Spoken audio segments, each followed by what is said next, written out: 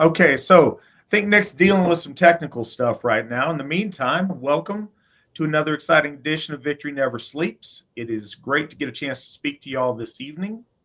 Um,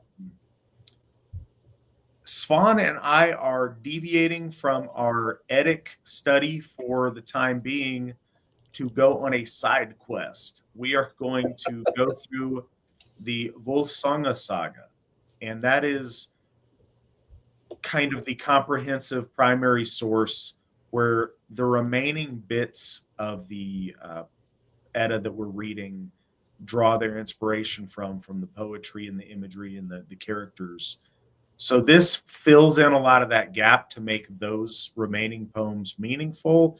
And it's also one of the very foundational root pieces of lore that has shown elements of itself throughout our faith, throughout our culture, and was certainly leaned upon heavily in both medieval times and in the Romantic period.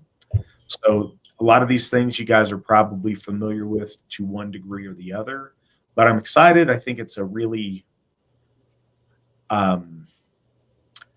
dynamic, really fun, and very dense with interesting things saga. So hopefully you guys enjoy it.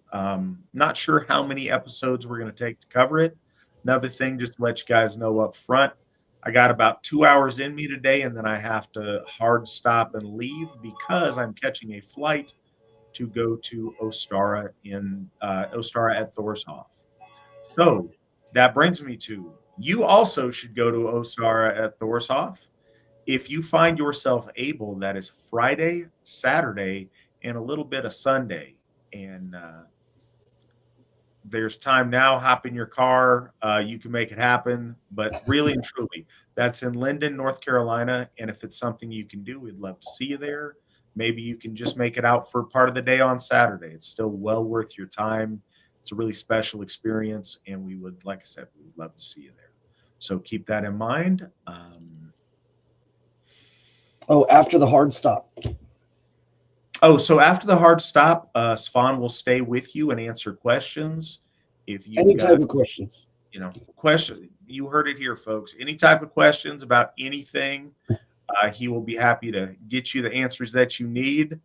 I was super jealous. The last episode with Witan Erickson was awesome, and the questions were great. And I was like typing fervently, but I couldn't explain. I only had, only so many words could be put in there. So I would love to get some of those questions too. Well, absolutely. And so anybody, please ask your questions. Excuse me, while we're reading the text, we will, definitely include your questions that are relevant to what we're reading. But also, if there's other stuff that comes up that is timely to throw in there, and if not, Svan will get to them after we conclude with the text, and I have to leave for the evening. So do stay tuned for that. We appreciate y'all joining us. And with that, Svan, do you think there's anything they need to know for background, or do we just dive right in? Oh, side thing. Okay, while Svan's doing this, just so happens this is one of two sagas that are on the same website we've been using. So veluspau.org, the same place we've been going through the rest of the Edda in. It also, if you go to the home section, and Nick's posting a link, but if you go to the home section and go to sagas, this will be there. So find that, or any other translation you would like. That might be fun also. And while you look that up, Svan will tell you the stuff that you should be aware of before we begin. So, first and foremost, this isn't a poem, so it's not written in poetic format. It is a story, and it would be better akin to, well, or at least get it in your mind that it is closer to the likes of like the Iliad and the Odyssey. There is just a vast amount of things going on, and it starts even before Völsung, but leading up to Völsung and the creation of his tribe, his clan, his acclamation to greatness, and then No spoilers. No. Spoiler free. I'm just enticing here. His acclamation to greatness, and then his line, which eventually leads to Sigurd, the Dragon Slayer, and the Cursed Ring. There's also tons of lore in here. Everything from prayer to interactions with the gods to werewolves. This is packed with good stuff. But the way that it is also kind of written is there's a semi-historical parallel to it, in which, say, for instance, like Atli is most likely Attila. But if the story was formulated during the migration period, it added layers, almost like clay layers. And so you'll find kings and kingdoms that would not be near each other or would not be able to be ruled as if they were like right next to each other. And that's because this story has morphed and organically so become a legend of huge proportions. And so by the time of our ancestors, most of the story would probably be told in segments. Most likely any person cut from the freemen or the jarls would have only heard bits and pieces or gotten a synopsis and then heard specifics.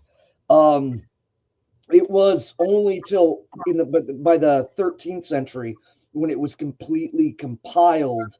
And so that does add a little bit of confusion, but not much. It's pretty straightforward.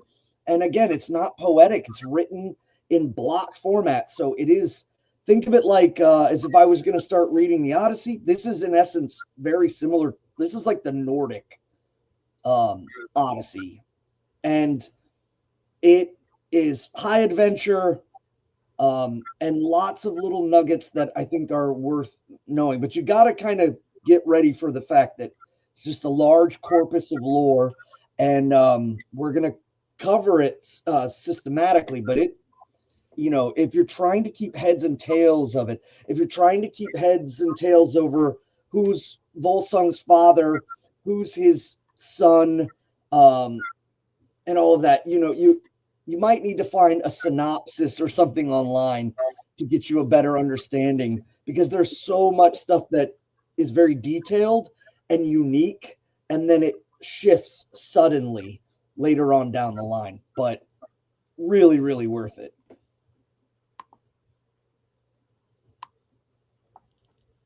The additions of the gods,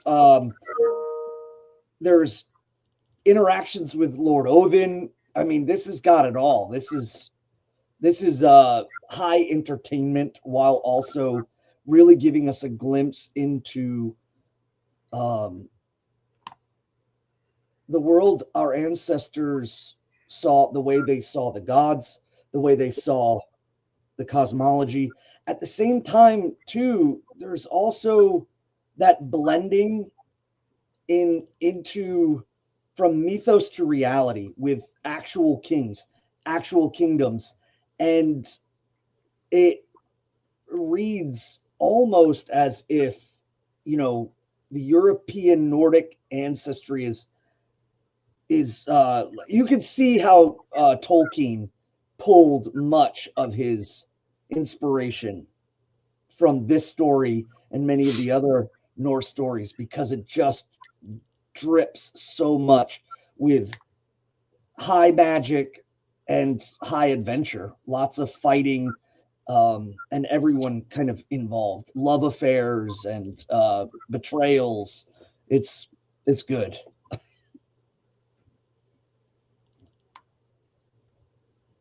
All right. That said, I actually found a summary in English if folks were looking for that as well. That is, if you look up Saga of the Völsung's summary in English, it'll take you to Pittsburgh education sites, and there's a really good one by D.L. Ashleyman. It's a really good summary if people are looking for bullet points to kind of follow along.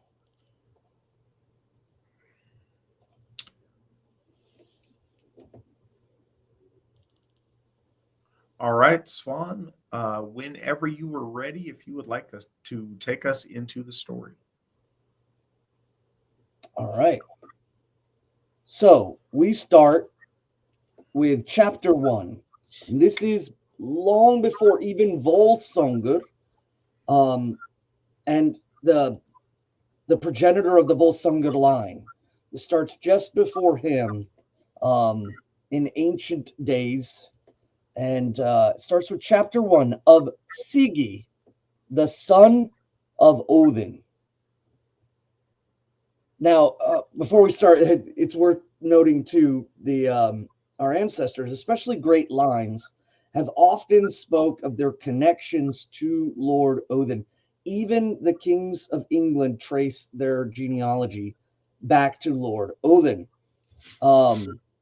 And there are names of the sons of Odin that don't quite fit with lore, and they most likely were great tribal chieftains, great leaders. And I speak about this if you look up, we talked about the list of the gods and how we kind of the hierarchy and placing organization and giving our folk a red line to understand the gods.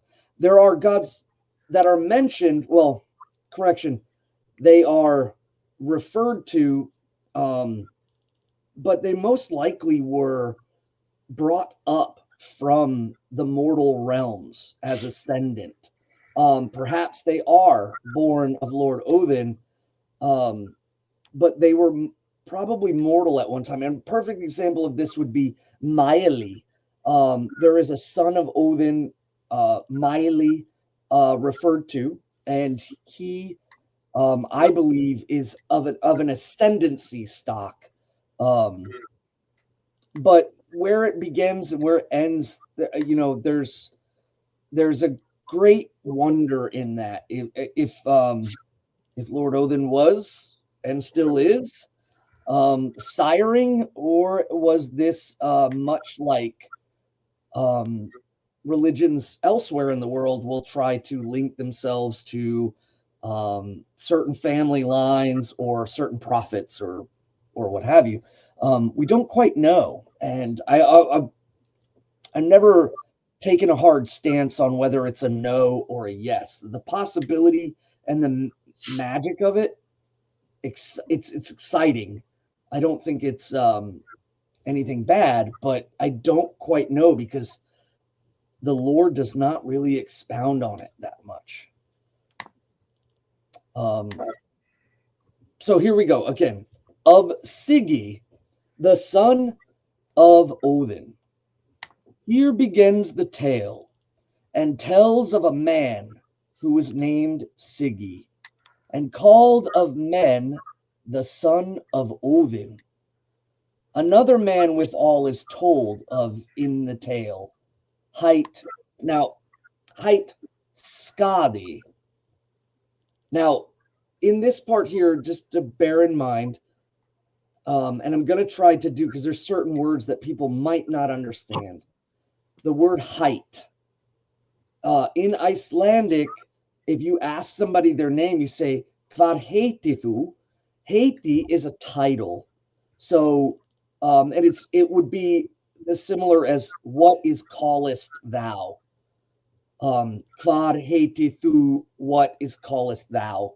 And this is not the Ástvinir Skadi. This is a man named Skadi. And again, the name means to scathe or to strike. So they're saying this is Sigi, and there is another man to be told in this story by the name of Skadi, a great man and mighty of his hands. Yet was Sigi the mightier and the higher of kin, according to the speech of men of that time. Now Skadi had a thrall with whom the story must deal somewhat, Bredi by name, who was called after work which he had to do. In prowess and might of hand, he was equal to men who were held more worthy, aye, and better than some thereof. So you guys can see in that first paragraph there is some interesting word placement. The major reason for this is the translation is not converting over to an English system. So it is saying as it is, much like in Spanish, where you would state the color before the object instead of, the object before the color. So instead of saying the red car, it would be the car red. So you'll see a lot of this kind of flipping back and forth, and it's because of their adherence to grammatics in that sense. So Sigi is of might, Skadi is of might, and Skadi has a thrall named Bredi. And Bredi is strong as well, and as almost as equal as free men, as it kind of states. And remember, thralls of the age were capable of many different things depending on the situation, who was their master, and what their job was. Sometimes they would even be allowed to own weapons and defend the farm, and so on and so forth. Now it is told on a time Sigi fared to the hunting of deer, and the thrall with him, and they hunted deer day long till the evening. And when they gathered together their prey in the evening, lo, greater and more by far was that which Bredi had slain than Sigi's prey. And this thing he much misliked. And he said that great wonder it was that a very thrall should outdo him in hunting of deer. So he fell upon him and slew him, and buried the body of him thereafter in a snowdrift. So I think that part specifically really does read out to our Nordic ancestors, even though this saga has place all the way back in the migration periods during the time of the reign of Rome. A lot of the tropes that were utilized in storytelling to our ancestors involved high conspiratorial events. The slaying of another man's slave is really it's criminal. It got people's attention. It immediately wanted to make them find out how this was going to resolve itself. So taking these things at face value sometimes is not the way I perceive it as, and I'm just giving my opinion on that. I think that a lot of these details that come into these stories are, again, I'm a storyteller, and these are stories, and I think that there are key, minute details that perhaps scholars forget or get lost on. The idea is they're trying to draw in attention, and the slaying of a thrall is a great starting point for a story to start to have effect. If anyone is familiar with the sagas, there's always kind of a key pivotal event that happens that usually involves thievery, murder, betrayal, breaking of an oath. And at that point, right out the gate, and what happens from there is the preceding events and how it ultimately affects the Orlaw, or the weird, the fate of everyone that proceeds from these events. So he hides his body, Bredi, in a snowdrift. Then he went home at evening tide and says that Bredi had ridden away from him in the wildwood. Soon was he out of my sight, he says, and not more I wot of him. Claiming that he's tried to, or he's just gone and escaped. Skadi misdoubted the tale of Sigi and deemed that this was guile of his. So he immediately is calling him out. And that he would have slain Bredi. So he accuses him of slaying him. So he sent men to seek for him, and to such an end came their seeking that they found him in a certain snowdrift. Then said Skadi that men should call that snowdrift Bredi's drift from henceforth. And you will see this throughout all of the Icelandic sagas. Someone is killed on an island, or accidentally drowns, or fights in a battle, and those areas immediately become named after said events. So henceforth, it would be called Bredi's drift, and thereafter have folk followed, so that in such wise they call every drift that is right great. So as it became kind of the Coca-Cola, or the Band-Aid of snowdrifts, a common usage word for any snowdrift. Thus it is well seen that Sigi has slain the thrall and murdered him. So he is given forth to be a wolf in holy places. He is to be a vargur. And to be a vargur is a wolf, but he's also someone who is excommunicated, who is separated from community. And that is in some ways a death sentence unto itself.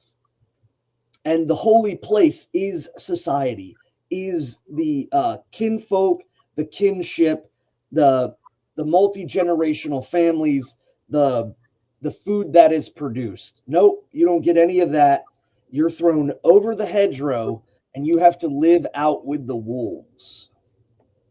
And anybody like familiar with the title Varg, Varg is not a good thing. It's not a good title. It's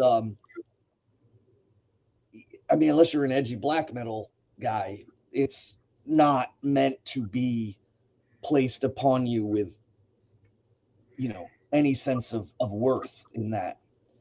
So he is given forth to be a wolf in holy places, and may no more abide in the land with his father. Therewith, Odin bear him fellowship from the land. So long away that right long it was, and made no stay till he brought him to certain warships. So Sigi falls to lying out a warring with strength that his father gave him, or ever they parted. So now this is an interesting thing. Sigi is to be born of Lord Odin, and this is possibly a connection to Lord Odin's ancient cultic past of the young men getting tossed out of society and roaming and ravaging the countryside. And this is one of those examples that I think a lot of people who've written on that subject have pointed to this, that he is cast out for this murder, and then his father, who is Lord Odin, sets him out to survive and to go warring and to gain strength now that he is unfettered by any oaths. Let's see here. So delaying out a warring with strength that his father gave him, or ever they parted, and happy was he in warring, and ever prevailed, till he brought it about that he won by his wars land and lordship at last. So he gets kicked out, and he takes to pillaging and building up a band of brigands, and then these band of brigands turn into a warring element, and that warring element wins over, gathers soldiers, starts to gather land, and as he grows older, he becomes more worldly wise and less driven to simply just raiding and harrying the land. And that's kind of how he builds his kingdom. And when we see the sagas in the old Norse times, the chances of this, or the chances of him doing this, are actually really, really low. That's why I'm of the mind that these are kind of times during the migration periods, because there was so many kingdoms set in Nordic times that it was very hard for one to simply be cast out and make yourself anew again. Let me see here. He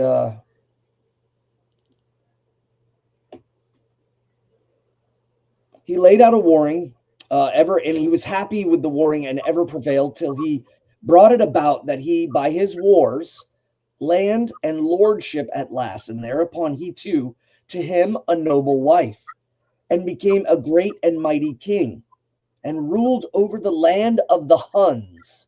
Another big key indicator that this is migration era, is because of the influx of the Huns. We know that the Gutens, who most people know as the Goths, the Gutens were flanked, speared right into, like almost T-boned by their lands by the Huns, and they try to resist, but devastating. And that is because Eastern Europe was just starting to transition into forest. So the Huns still had a great amount of power with their horses. So this time is hugely pivotal in a Germanic people, as the Germanic people were living from Poland all the way down to the Sea of Azov. And the Gutens helped found Kiev, along with other tribes like the Herulds and the Rugi and the Skiri. And these folk were then fully settled when the Huns hit and almost split them. So if anybody ever talks about, the misconception about the Slavs is that, the Hunnic invasion perhaps is laid upon them as being some sort of indicator that, they're not folk. But I mean, that's the same as the Phoenicians with the Greeks, or the Phoenicians with the Italians. And the Huns invade and split them into twain. And a lot of this pushes them southward towards the Roman Empire. And that's kind of what this time is, even though it's in essence written or presented to a Nordic audience as have happening, not so far back. But these, and it harkens back to an old folk memory of, again, you can't just Wikipedia these things to learn about it, but by the time the tales get to you, there are these crazy horsemen that come out of the east that shake up the world and displace all of these, famous tribes that you've heard about, famous people that you've heard about. And so when you think about a border area of your known world at the time of when this is talked about, Hunland is, that strange and mysterious land past the furthest east that we know about. And I think in a lot of ways that harkens back to, Thor's journeys in Jotunheim. going off in the east to this mysterious eastern land beyond, the furthest travels of your ancestors, where crazy stuff happens. That's also something that it's not necessarily related, but came to mind when Alexander the Great was leading armies well into Asia. He gets to, he starts encountering things that harken to tales in, Greek lore, as mysterious lands that Hercules was in. And when you go that far east, you're in the land of the unknown, to where you're in, these strange, legendary, mythical lands. And I think that's part of the setting of this. Yeah, and the mechanism of mythic storytelling and mythic writings, are built on that paralleling historical events that are almost completely forgotten, and then building them up with godly events and other things.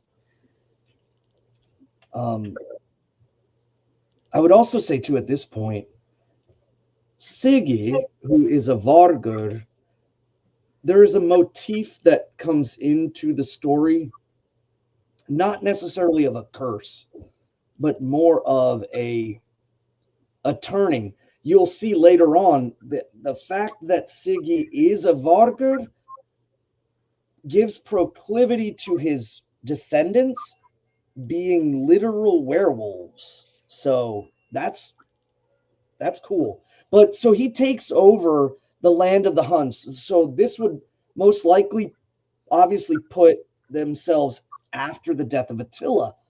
But you'll see that there is a character in the story named Atli, who is most likely Attila. So the timeline of these are not logical and point A to point B. And like Asatru, they said, it's the mythos memory, the great memory, kind of all packed together to create, a great story.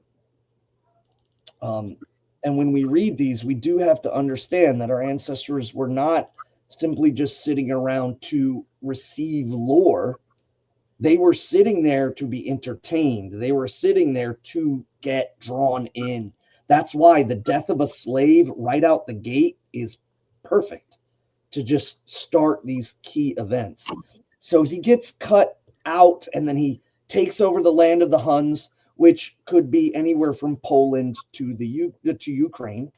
And he is a mighty king, and he has a son by his wife, and they translate the name to Refit, but I see here on the north side it's Reyrir.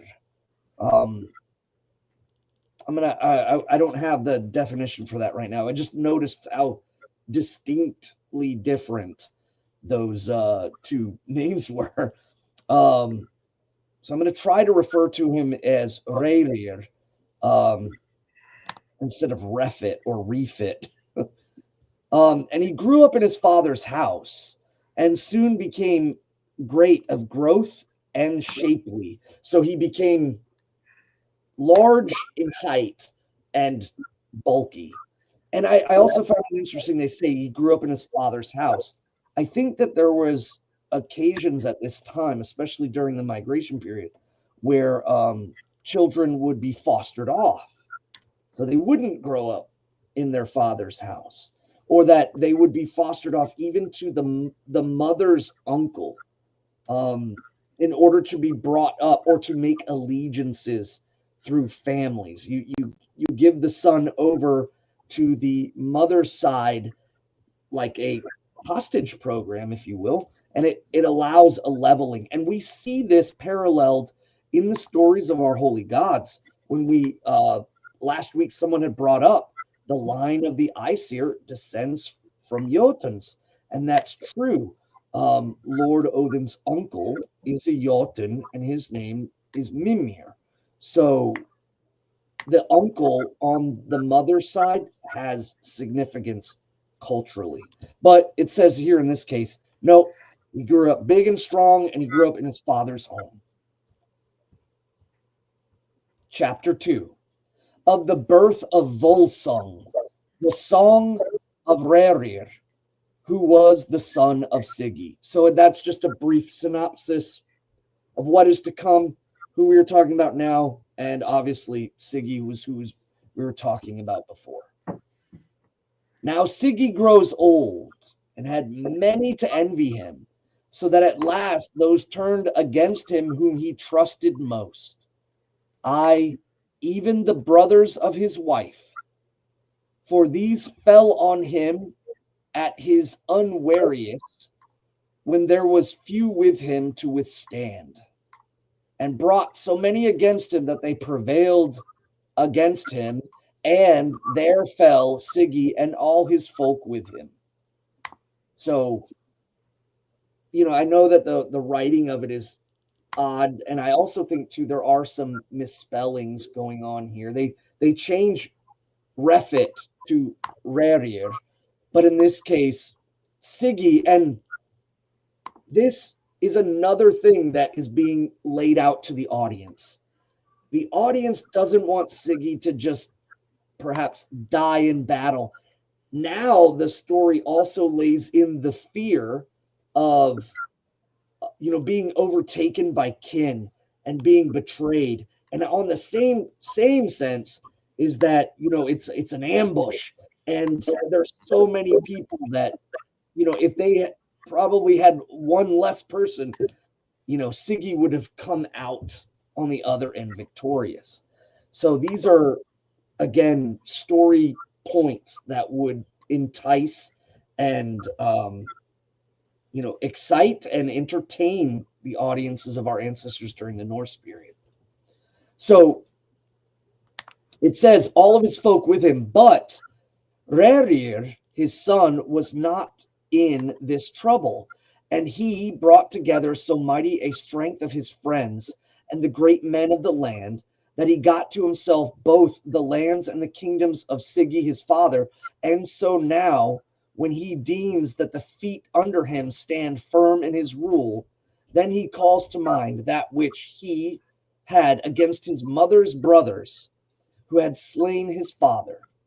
So the king gathers together a mighty army, and therewith falls on his kinsmen, deeming that if he made their kinship of small account, yet nonetheless they had first wrought evil against him.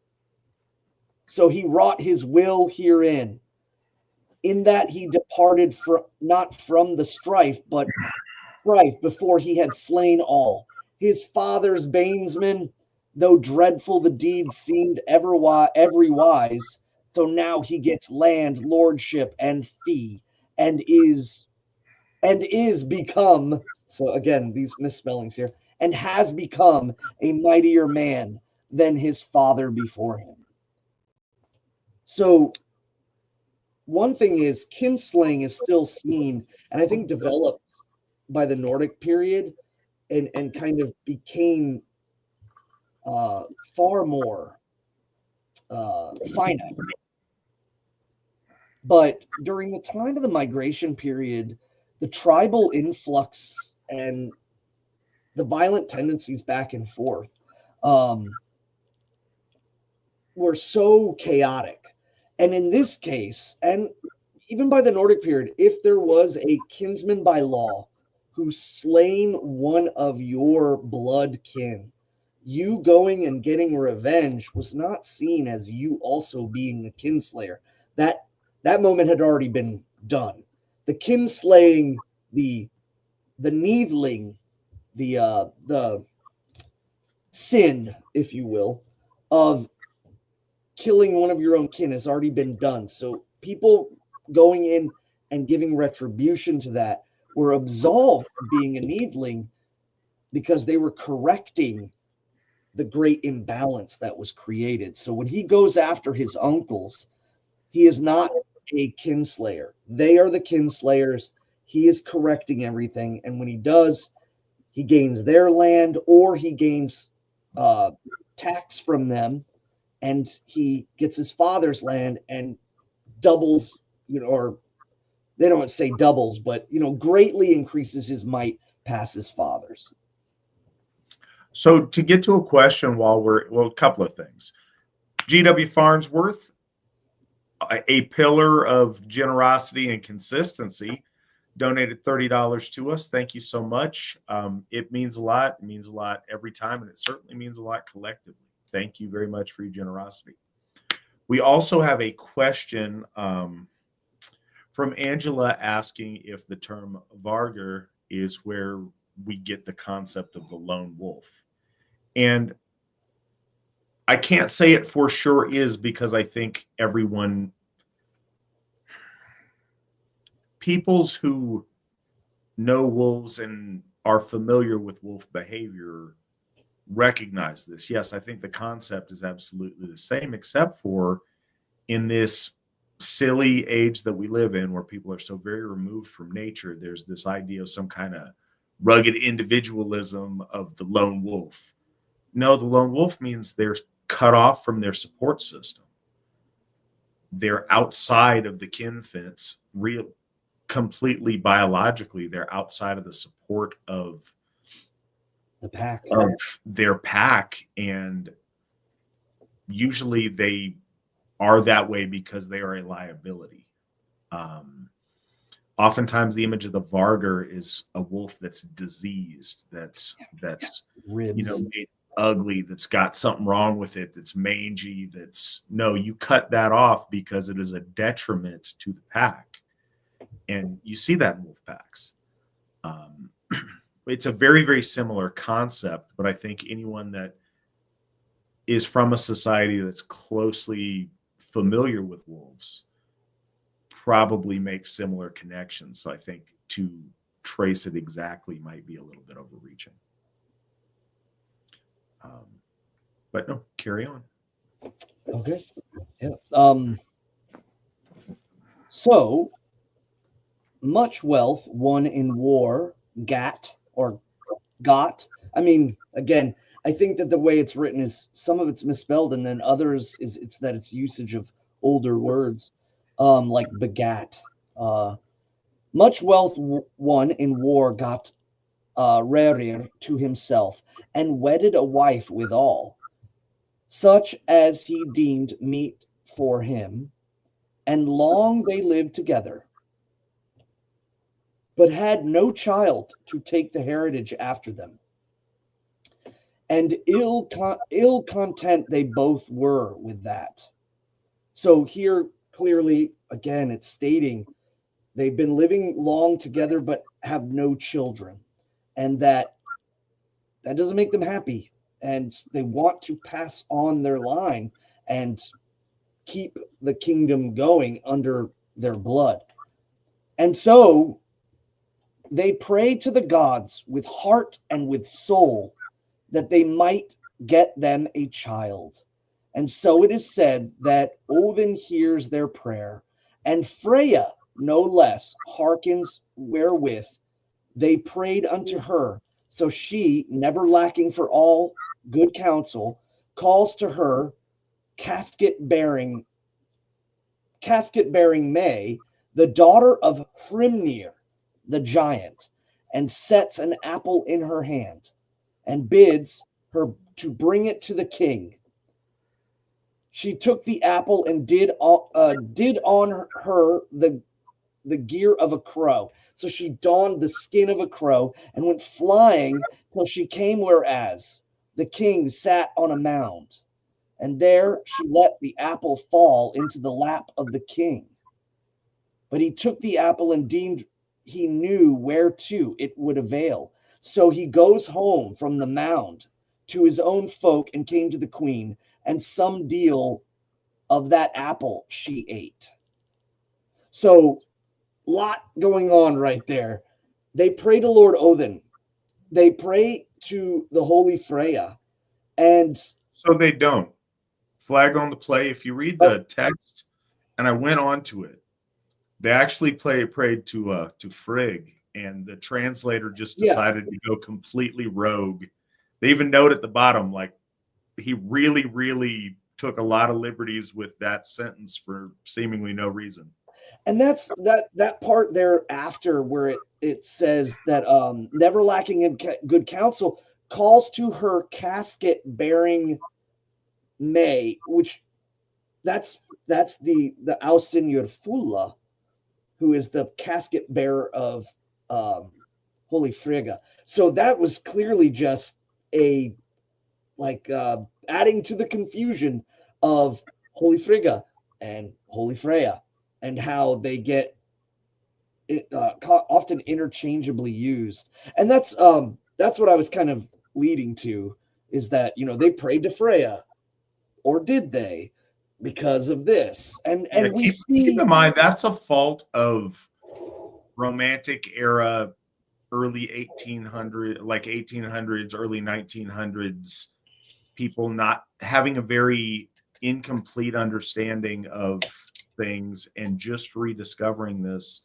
sometimes for the first time. So okay, if you allow me on it, I'll add a extra too. That's Absolutely. Just kind of a layer of interesting. It's funny when you look back, even in the modern Asatru period, to stuff with our founder and his generation of people in the 70s and the 80s.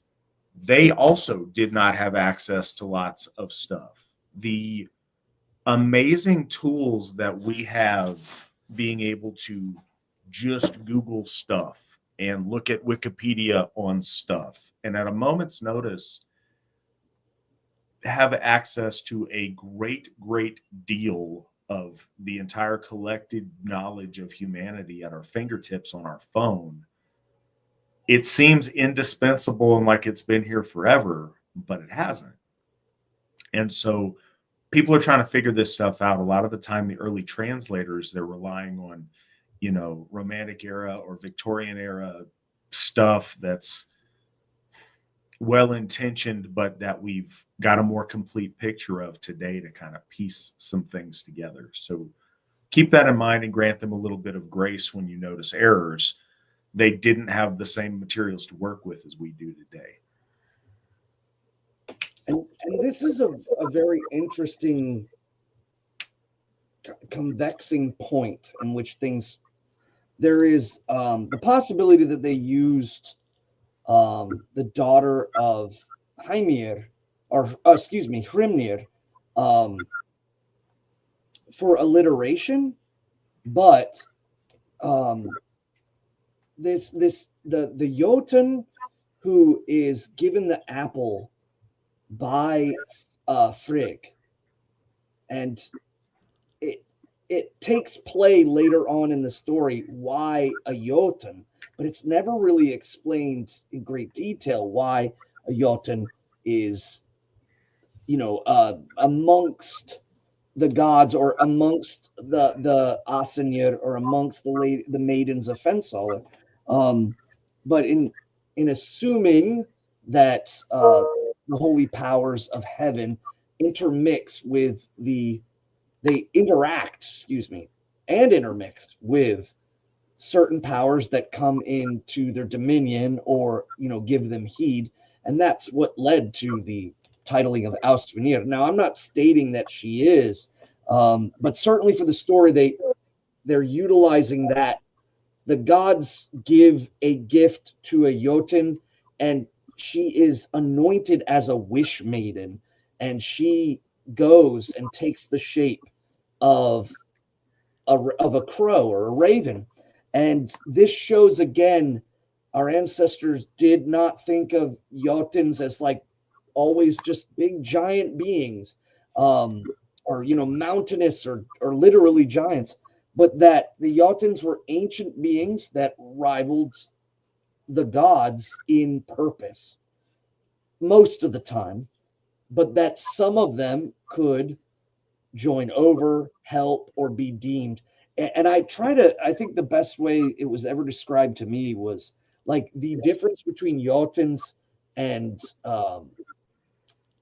the Aesir is like the difference between the British and the French. And if you think about that in a deeper sense of where Gaul was and how much influence Britain had with Gaul, it gets very, very kind of poignant, but they are greatly different, but yet still very similar. So just to throw in case we have new folks that listen, keep in mind there are different types of Jotnar. When you read things, there is kind of a neutral Jotnar that are these beings that are old and primordial and, you know, of a divergent tribe from the Aesir at some point. But there's also the metastasized forces of chaos Jotnar. And so those two coexist. There's certain terms that kind of apply to a category of things. All of these things, regardless of their alignment, are Jotnar. The Jotnar with a capital J are forces of chaos.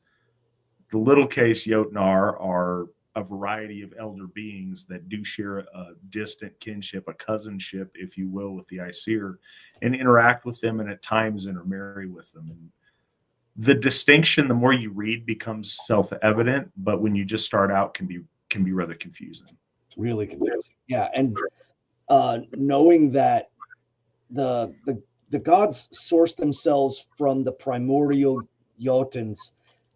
There are the Muspel, the children of Muspel, the sons of Muspel, and of the fire. And then there are the Hrimthurser or the Hrim Jotnar of Niflheim. And then there is Ymir separate. So right there we have, and this 3 worlds, 3 different levels or expansions of ancient primordial beings. And when Ymir is producing all of these, the race of Jotuns are coming out of him. They come out of his upper body. They come out of his lower body. But it is when the tripartite within the tripartite, the most dynamic Lord, he who is the winds of heaven coming down, Odin, Vili, and Ve, slay Ymir, and the torrent of blood takes them out, except for one Jotun and his wife. And the wife is not mentioned in the poem, but Bergelmer is mentioned. And then it is said that after the deluge, they are pushed to the east, and from him come the race of the Jotuns of the middle world. And some of them remember the slaying of their progenitor and hold on to that anger and malice towards the gods, and others do not, but simply place their power in the middle world. And sometimes they come under dominion of the gods, or they make pacts with the gods, or the gods seek them out to make sure that they don't go over. And before we get back in, just because somebody's asking and it's a frivolous little question we can answer quick. Rage of Red, what's everyone drinking tonight? You just double fisted. What do you got? You got 2 things with you. Oh, I just realized I had a little bit. Which 2 vessels are you quaffing, Svan? I'm drinking some Liquid Death. What flavor is that? Severed lime. If we can use the term flavor for such a thing. I know it's like TV static, but this man is drinking a California traditional red blend. 12% by volume. It is delicious and fruity. I believe it is quite young. That's why I'm getting the fruity flavors coming through, but I'm pleased. Quaffing on wine like Lord Odin. So back to the action. All right. So let's see. Yes. So Hrimnir's daughter, and Hrimnir means covered in frost or ice,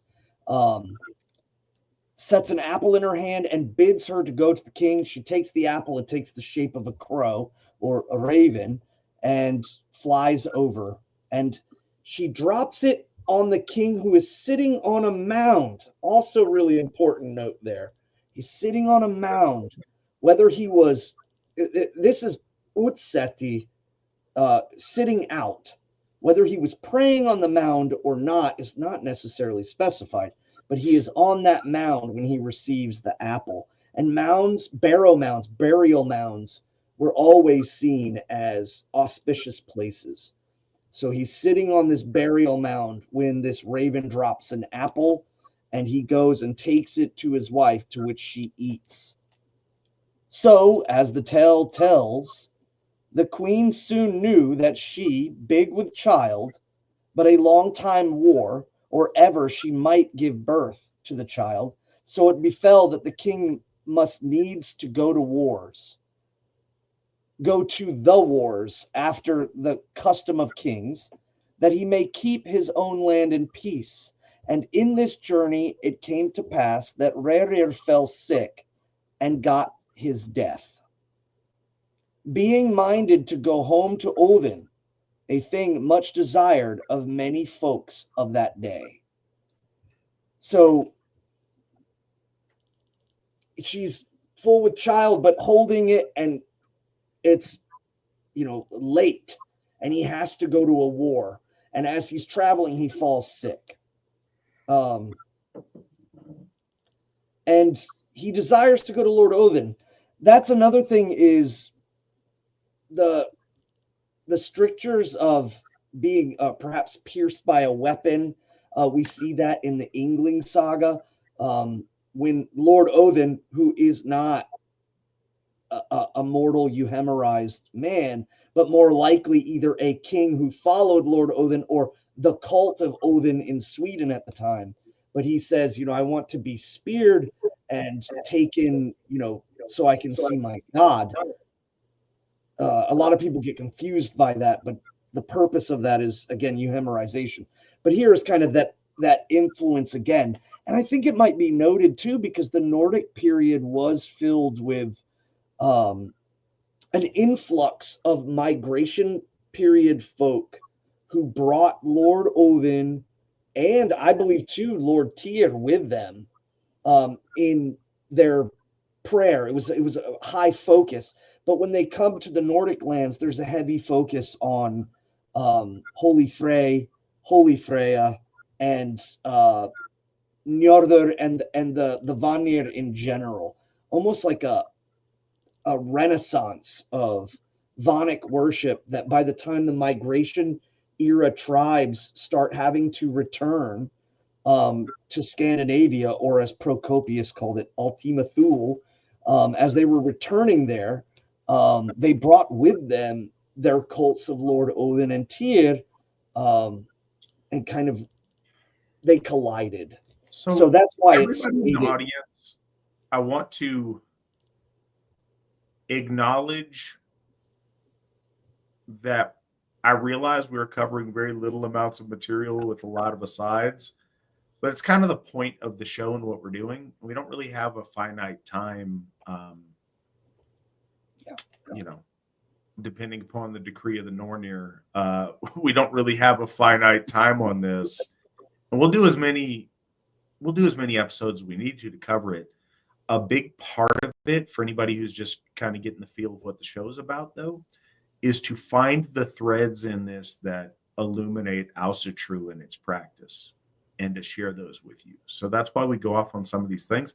What I wanted to do while we were on here too is also talk about a little, as a side note, what Svan just mentioned is really interesting. And in the not the Gested Danorum, anyways, don't know it in Gothic, the Deeds of the Goths by Jordanes.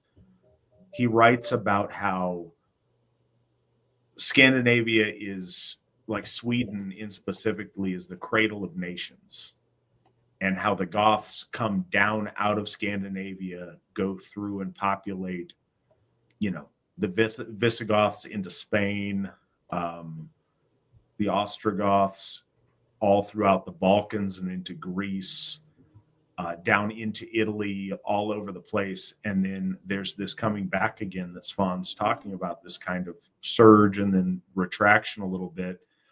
And it makes for a really interesting time. And the question that we got asked in the side, and I think this is a thing. Well, we got to ask the question, but I don't know where it went because I haven't seen it pop up yet. Was this apple one of Iduna's apples? And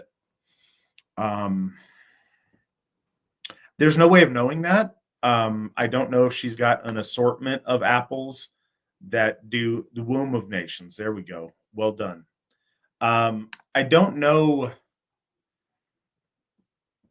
Again, there's no telling, but what is telling is this healing motif of using apples as a healing or as a medical boon, as something that's going to, aid fertility, or as something that's going to keep one young and refreshed and revitalized. And it was really neat. And I think I wanted to share an experience that I had that isn't really related at all necessarily, but I think is special nonetheless and important. I was very allergic to apples for a long time, and a variety of other things that are kind of genetically related to apples, but it bothered me because a lot of my very favorite fruits, and I was really allergic to them. So apples would mess with me, make my throat start closing up and get real itchy, and it was really problematic. So I had to stop with apples, and they were a problem. And I went on an AFA trip to Denmark in 2013, 2014, thereabouts. Time starts to run together for me a little bit. But I went there and went to this hill called Frobjord, and it meant like Frey's Mountain. And I say a hill, but it was the highest point on the island that we were on. And I'm not sure because we traveled all over, but we went and we did bloat on top of this mountain. And up at the top, when we walked up there, there was all these little like crabapple trees. And I was allergic to apples and I couldn't eat them. I couldn't eat crab apples. I couldn't do it. But I was up there and I was going to take this opportunity to eat this crab apple, from this holy spot named for Lord Freyr. And I did. And I was surprised. I didn't have any kind of bad reaction to it. It was delicious. And I went on about my business. It was just really interesting. From that day forward, zero allergic reaction whatsoever to apples or their kin. So take from that what you will. I found that to be really auspicious, and I appreciate the experience and the blessings of Lord Freyr. That's amazing. Hail Freyr. It's a little thing, but it's a little thing, but it was significant to me. And whatever you want to think about the particulars, the facts are true that I was allergic, ate it, then was from literal, because I'm stubborn, so I wouldn't forego them. I kept trying to eat this stuff up to that trip, and it kept messing with me and was real problematic. So it wasn't like I abandoned them years and years before and something could have happened between then. But I had it. It was delicious. That's where I had it. And since then, zero problems. He's stubborn, especially with food. Like nothing's telling you can't eat. You're not wrong. One thing I wanted to say too about the question. So the importance of the golden apples of Holy Idun. I have always taken that in a theological sense to represent truly divine light, or the divine source and the youth of the eternity of the universe. She is divine light, and I've always taken Lord Bragi to be divine sound, formulated light, two of the most purest forms of energy. But that's if we're talking about the gods in like a cosmic way. But to my knowledge, I do not believe there's any reference of the Aesir giving out the golden apple to mortals, which and again, this is just to my knowledge, and I don't have infinite knowledge, so I may be wrong, but I'm almost positive there's no example of it, because I remember finding it interesting in the starkness to, divine food being given to mortals, or heroes gaining ambrosia or soma. But it's also worth noting the Germanic soul takes to the apple so virulently that they changed the Bible. The Bible does not mention an apple. The Bible mentions a fruit. And the fruit, since the story comes from the Epic of Gilgamesh, and that reference there lends more towards pomegranate as the actual fruit. But it became the apple when it entered Europe. Christianity, a lot of things changed about Christianity when it entered Europe through its various stages and various people, from the Greeks to the Romans and then to the Germanics. And side note, the Gauls through the British Isles. There was a lot of stuff that changed, and one of them that stuck, just like with Ostra, the eggs and rabbits. Another one is the apple. The apple in the Garden of Eden, it was never an apple, and it became an apple because that's what the Germanic folk would understand.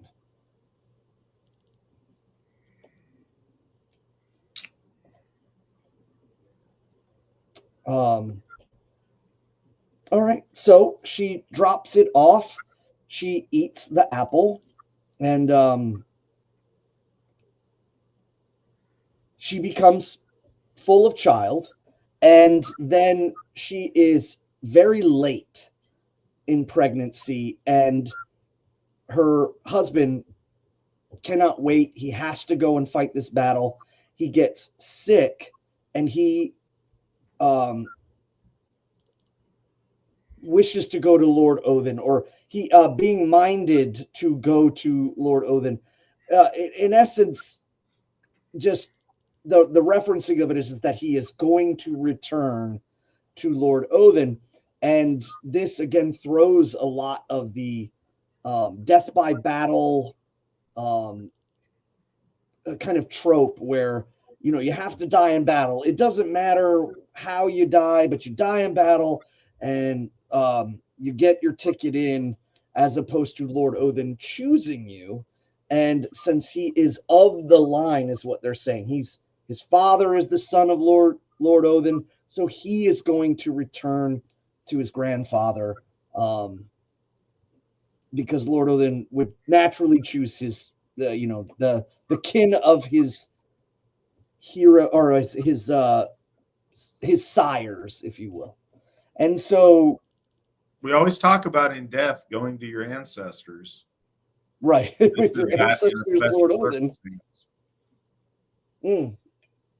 But it does also, it's one of those key points that I think a lot of people think, like, I have to die in battle.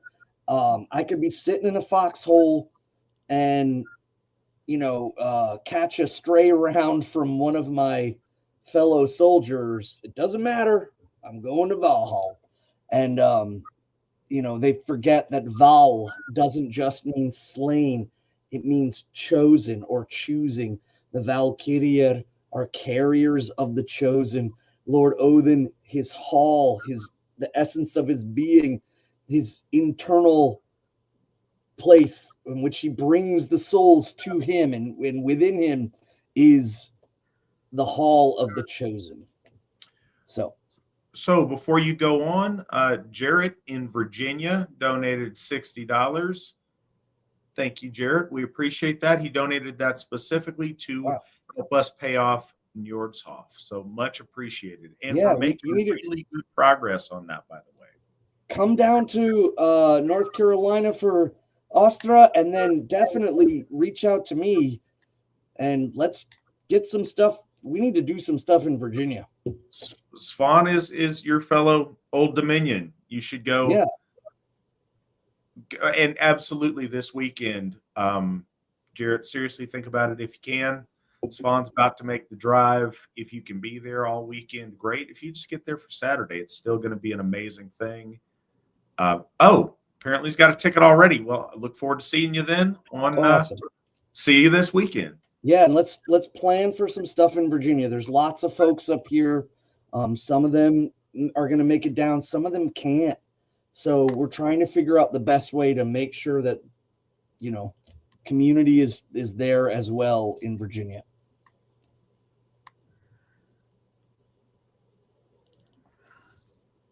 Now, let's see.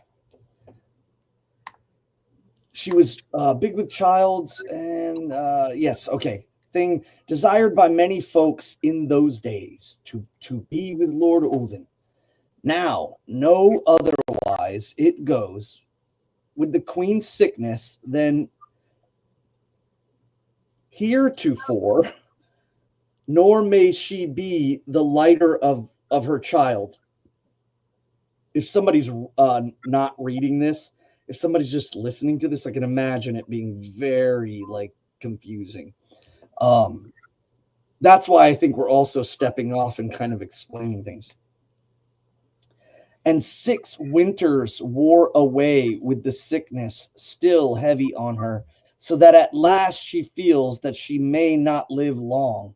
Wherefore now she bade cut the child out from her, and it was done even as she bade.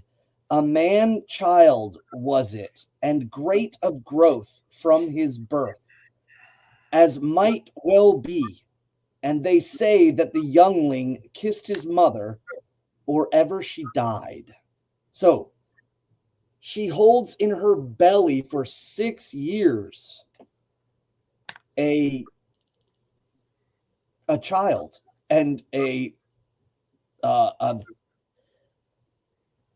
6-7-year-old pops out of her. Now they do say man child. It's worth noting that the context of the word man could mean all people, as in the word like public is, you know, mother is sometimes used that way. But in this case, it is also worth remembering that men were fully accounted for by 13, 14, 15. Your, you know, life expectancy as it was understood back then was in the 50s. So, you know, if you're a 13-year-old, 14-year-old, or 15-year-old, you're on a boat and you're going trading or raiding or what have you. And there's another part of this that this is clearly a mythic sense. We see this when the Austvanir of the gods, the holy Austvanir goddess that is Rindur, gives birth to Vauli, the god of vengeance, and he is born and immediately enacts. So we do see a lot of the usage of strange, like, you know, birth times that emphasize a sense of strangeness, but yet mysterious or fortuitousness of the child. And in this case, you know, she holds on to him in her belly, and then finally she bids, you know, someone to cut him open, and he comes out, and he's, you know, a large 7-8-year-old, and he kisses his mother as she passes away. But to him is a name that is given, and he is called Völsung. And he was king over Hunland, or the land of the Huns, in the room of his father. From his early years, he was big and strong and full of daring in all manly deeds and trials, and he became the greatest of warriors and of good hap in all the battles of his warfaring. Good hap means like everything, all his deeds ended up, you know, like happen, and the use of hap. This is blowing me away with some of its usage of English.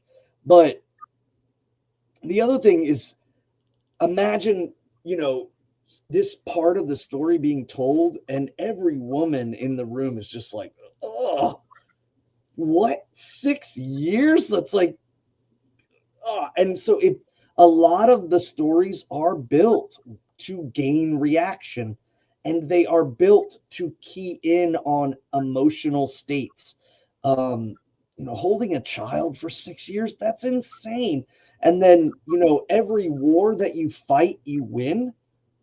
That's insane. Like, our ancestors knew that this was bombastic in its telling. And that's what the brighter the colors, the crazier the conditions, the wilder the story, our ancestors loved it. It was part of getting together during a bloat, during, a lord who is going to sacrifice some oxen or some sheep and hold a great ceremony to the gods. And then they're going to get a chance to listen to these great storytellers tell some of the craziest stuff. And it just made them, because they would go home and they didn't have television, they didn't have phones, they didn't have books. So, they kept these stories going. And often, I imagine the children were, I'm Völsung and I'm exploding out of my mother and immediately fighting. They just, the way that the processes of storytelling sticks with me as a storyteller. So I can just imagine the craziness. And I can imagine his mother from the doorway being like, I would never hold you for 6 months or something of that nature. I find it super funny. And people get lost in scholasticism. They get lost in the pen and the paper and the translations, and which translations are hard, and you need to kind of have those considerations. And I think the Asatru Folk Assembly does a great job at trying to reach those translations correctly.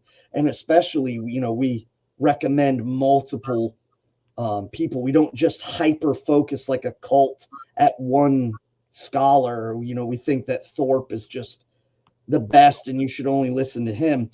But the big thing is we're talking about the spirit of storytelling and the theology of religion, not just, the lines, if you will. So at this point, he is, Völsung is awesome, and he's young, and he's leading his men, and he's warfaring, and he's doing great. Now, when he had fully come to a man's estate, he's of full age, Hrimnir, the giant, sends to him Lioth, his daughter. Lioth means song. She of whom the tale told that she brought the apple to Rerir. So now it's stated that the Jotun Lioth was the one that became the wish maiden for the holy goddess of our holy gods. And now she is a generation or later, she is coming to that which is born fruit of that apple.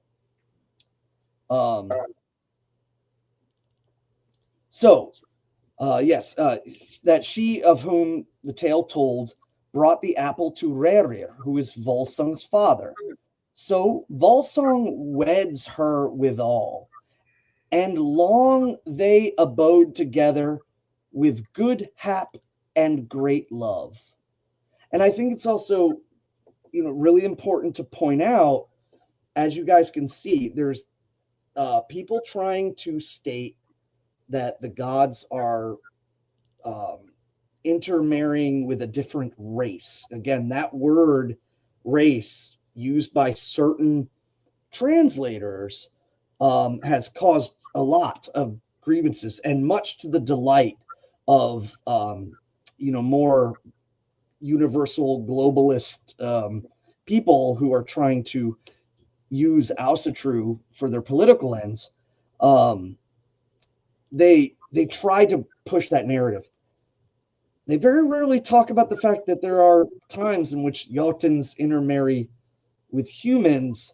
And again, in these cases, they're often migration period. There's the understanding of what a different race or different foreigner or different outsider or different kingdom was very, very different than what they're trying to push today. It's it's almost comical the way they're doing it in comparison to what was actually being done at the time, when they could consider people on the other side of a river in the same European country, or that country doesn't even exist yet. There's no borders, so they say those people are of a different race or a different stock, and whether or not they get together or not. So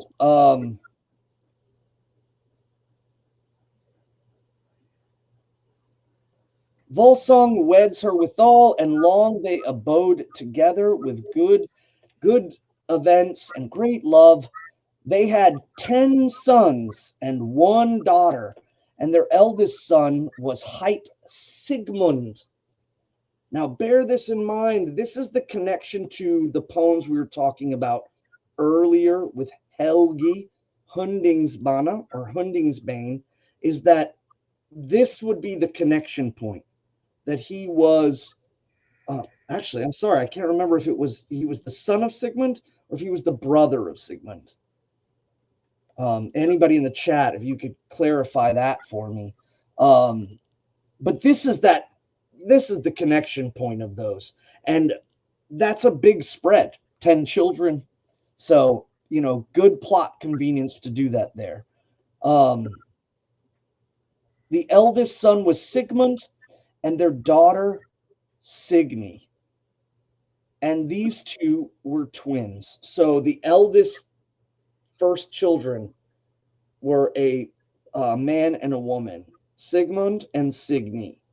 It's also worth noting that oftentimes children after the first were not mentioned in Old Norse society at that time. Most of that fell of the estate fell on the firstborn. And Svan, he is the son. Helgi is Sigmund's son. Oh, so yeah, he's one of the other sons. Okay, excellent. Yeah, and that makes sense.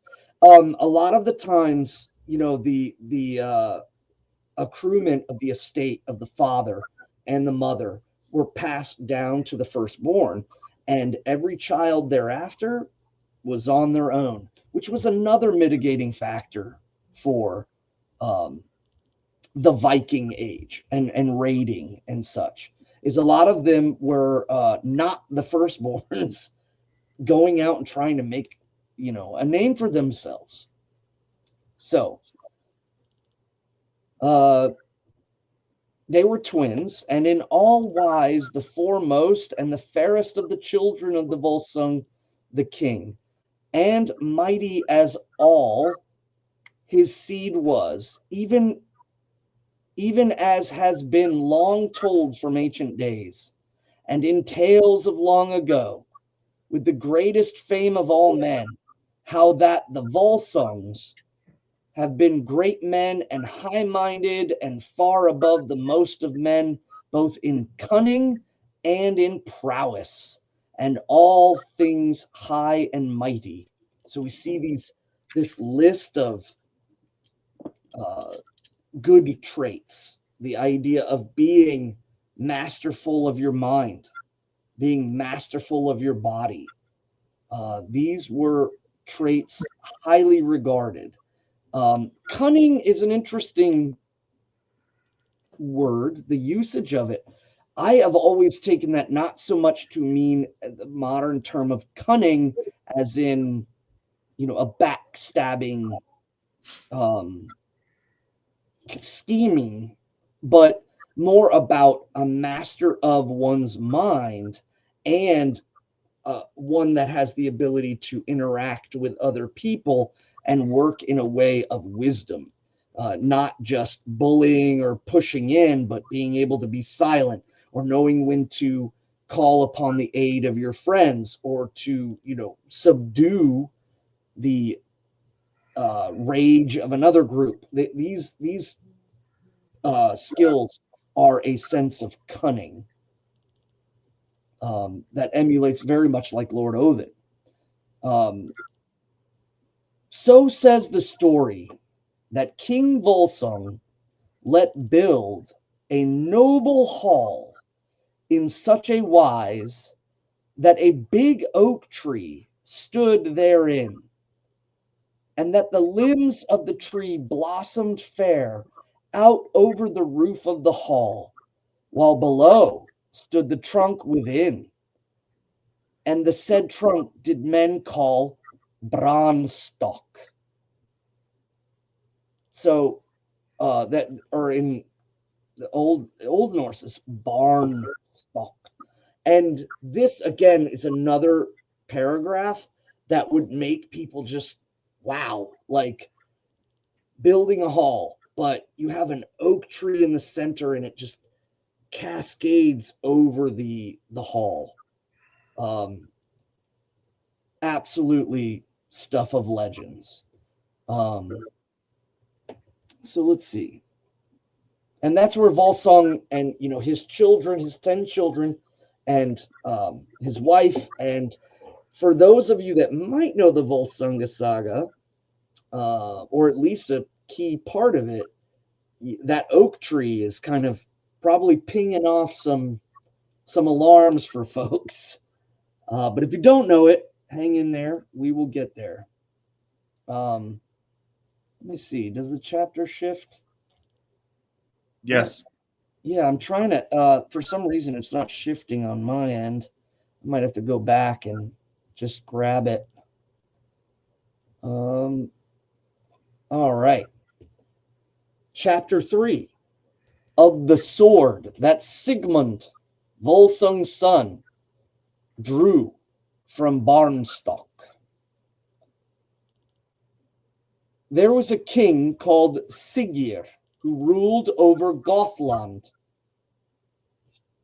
This kind of checks out again because the Gutens and the Huns lived very close to each other in Eastern Europe and had many wars. Some of them were subjugated by the Huns.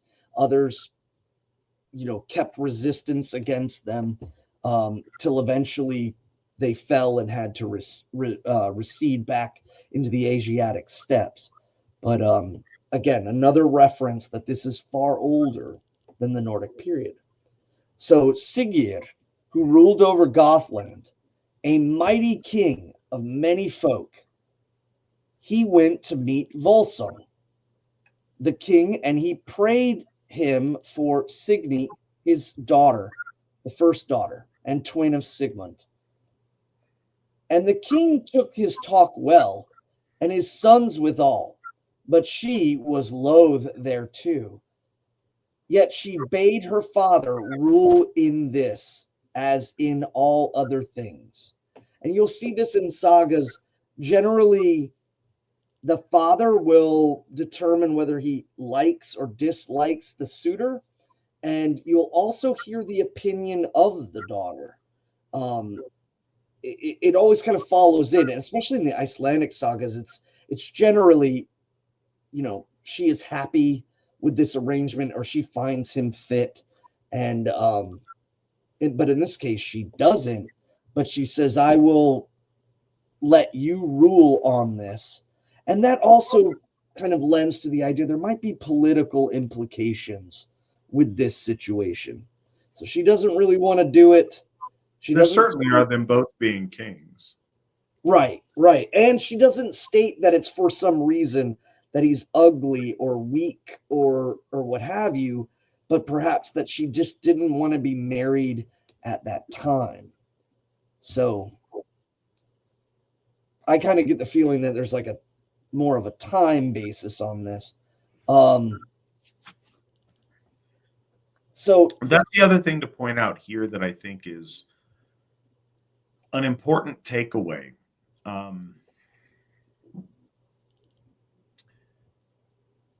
To our ancestors, there was a bigger loyalty And it's interesting because we're talking here about two kings and a princess, or for lack of, well, okay, we're talking about, I guess, two kings and a princess. So the loyalty to nation is inherent in their position, but the loyalty to family and to nation, you see in this, to where it's not just about what makes you happy.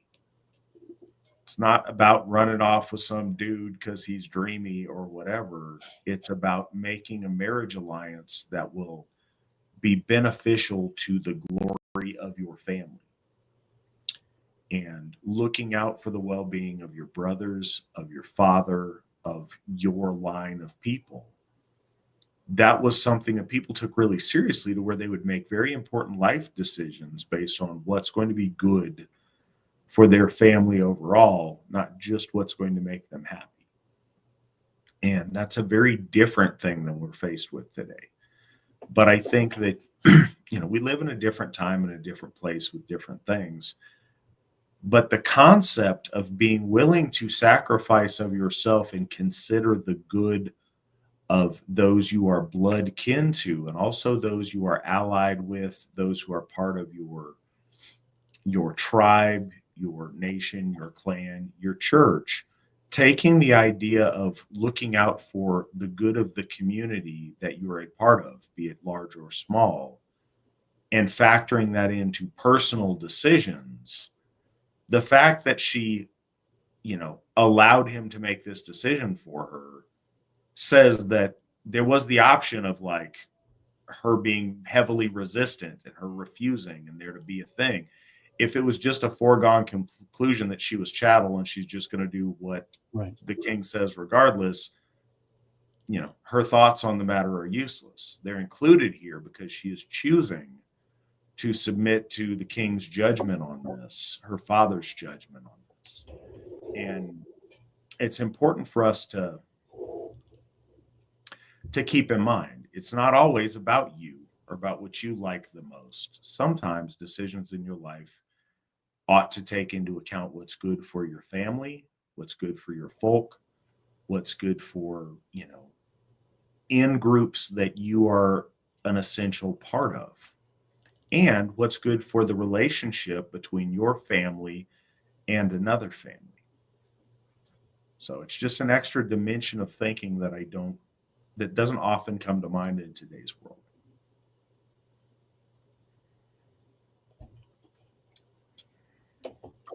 We got to at least get done with chapter 3 before I have to bounce out.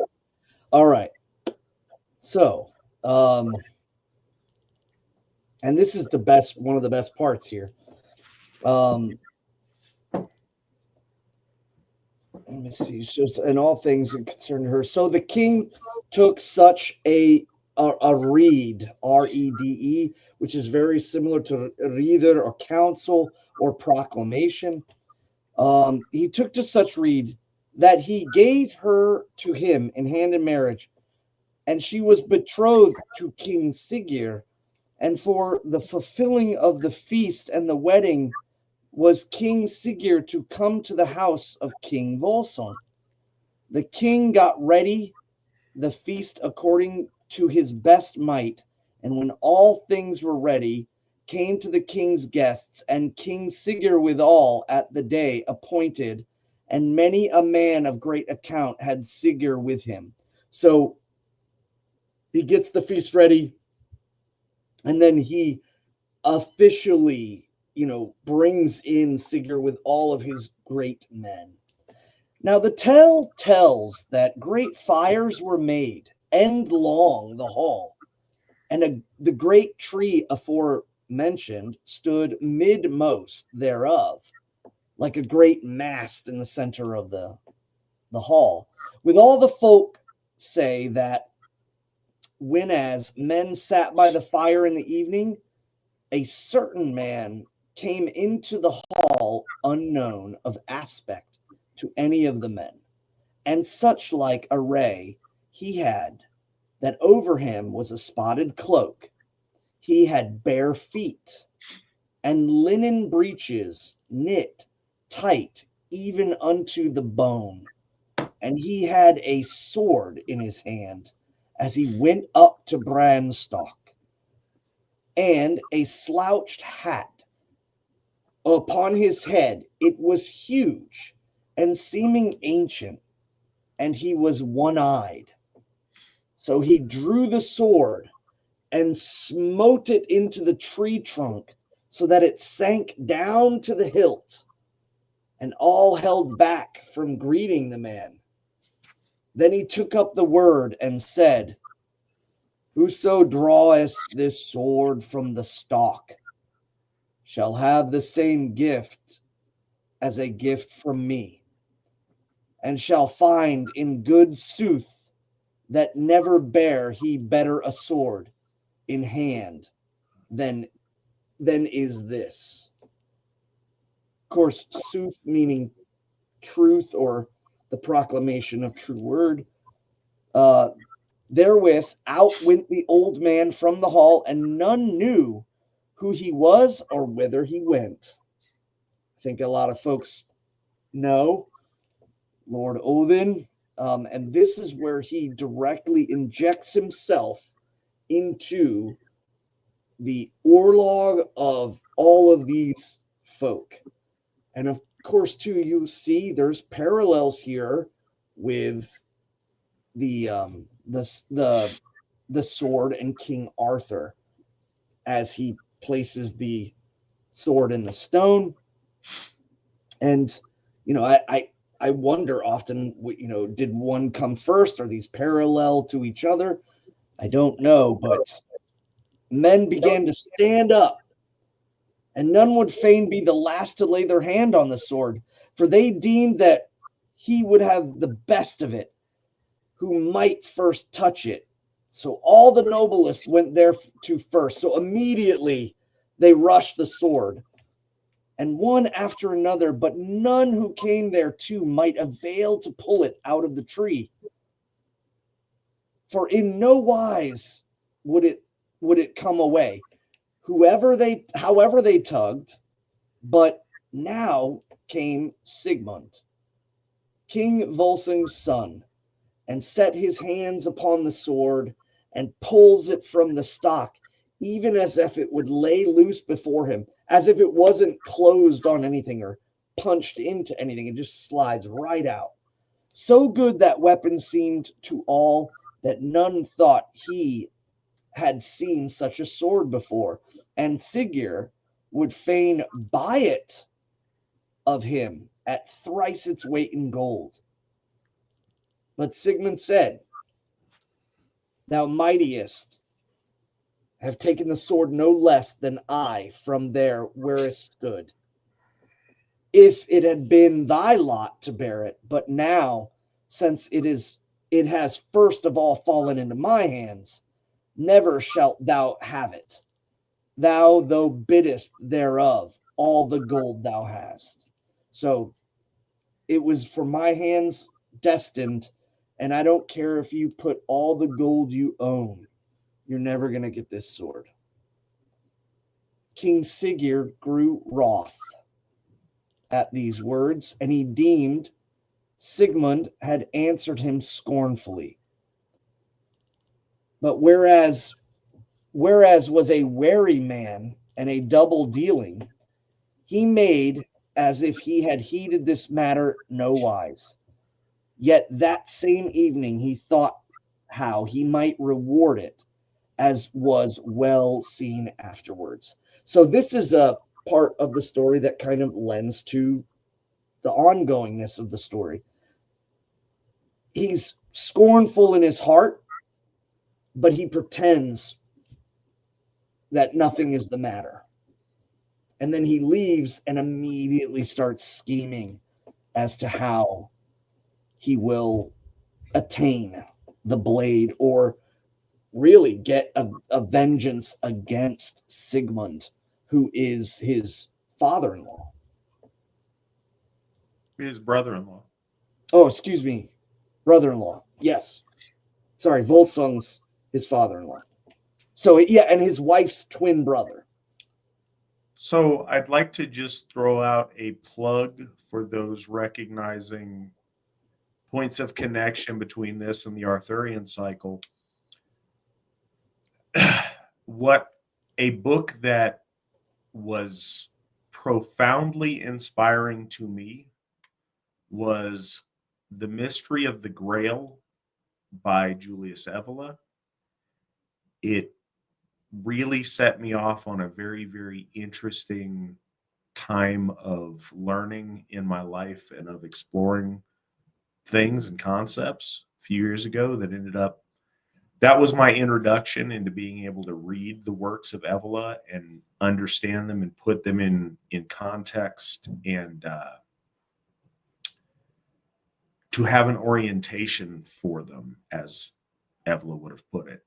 So I would highly recommend that if you're curious, because there's a number of points of overlap that are really, really interesting, and we might get into those at some point. But I just wanted to put that out there, and I felt like this was an opportune time to do so. Yeah, I wanted to say there's the story of King Nuada and Lord Tyr, the loss of the arm of King Nuada and the loss of the hand of Lord Tyr. There is tons of parallels. This one just happens, more in the mortal realm, but there's a lot more to say on it, and we might talk more about it later. I'll certainly talk more about it in person, but yeah, if you're interested and you're curious, pick that up, take a look. Yeah, it's that's a good read. All right, so we're shifting over to the next chapter. Okay, so pause before we do, because I'd like to kind of weigh in on this. I will stay with you for chapter 4, but chapter 4 after that, I'm going to have to make my exit because I have to get on a plane and go down to North Carolina to celebrate Austra with our good folk at Thorshof. So that said, Richard Stoddard asked, after hearing for years about how the gods do not care about the affairs of men, this seems like a contradiction, or am I mistaken? This absolutely contradicts silly people that have led you astray by telling you the gods don't care about the affairs of men. That is not the case. That was not the case then. It is not the case now. Our gods care very much about the affairs of men. Do they care about how you do on your math test or, whatever? Maybe, maybe not. Do they care about the affairs of heroes and the great affairs of their folk in general, and especially those who they have a bond of kinship or a bond through the gifting cycle with? Absolutely, they care. I have felt their blessings in my life in many, many ways, as have so many of our folk. Whoever told you the gods don't care about the affairs of men lied to you, and I'm sorry that they did that. Svan, do you have anything that you would like to add? Yeah, I think that people were passing that around because they wanted to separate new people coming into Asatru from the concepts that they perhaps learned in Christianity. But I do not believe it's true. The gods very much interact, and we have made a point of this on VNS and in the Asatru Folk Assembly in general, that the gods, some people might try to promote that the gods come down, weigh your heart against a feather and talk about the Philgia as your lawyer. No, the gods are looking at you now in your life. It's the same as the saying in Asatru where they say, like, the holy gods, please witness my deeds, or, witness what I am doing. The point of that is that the gods are interconnected with the deeds we're doing now. They're watching us. They're listening. Every bloat we do at Thorshof, we light a light, and we light a sensor to Lord Heimdall, and we ask him to hear and listen to our proclamations and to hear our dedications and our obligations to our gods. It is now. I think that there's some confusion. Certainly there's majesty in the story, and there is a sense of giving to the audience the bombastic, like I had said before, and that the definitive sense of the gods coming down and working within us is it's appealing to our ancestors. When they hear the stories, they're like, this is awesome, this is great. But it also laid the understanding, yes, the gods did come down from the mountains of heaven, him and Bjerker, and they came down and were in the world of men in many different ways, whether in disguise or whether outright. But there is also the greater sense in which the gods can interact with the world, and that is through the Earth's well, Earthbrunner, in heaven. So this implementation of will through the wellspring and then their own individual willfulness, I think causes a lot of confusion. And, you know, we in the lore, we see them as both.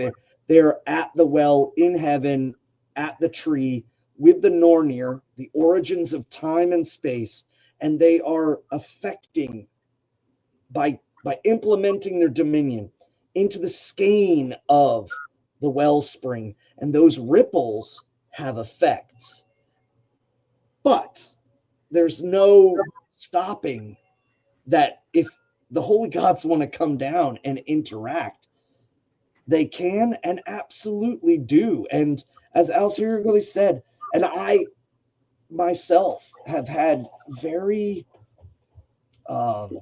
just moving and things that I can't explain that can only befall the existence of the gods and their coming into our world quite often. Perhaps there may be a sense that there are certain holy gods that they seem in station to stand off or be in stasis, but there are others, uniquely, for instance, Thor or Odin, that the dynamic Lord is always moving through the worlds, and Thor is deeply connected to Midgard. So, yeah, I think that was, as Al-Siri said, I think that was a false lie.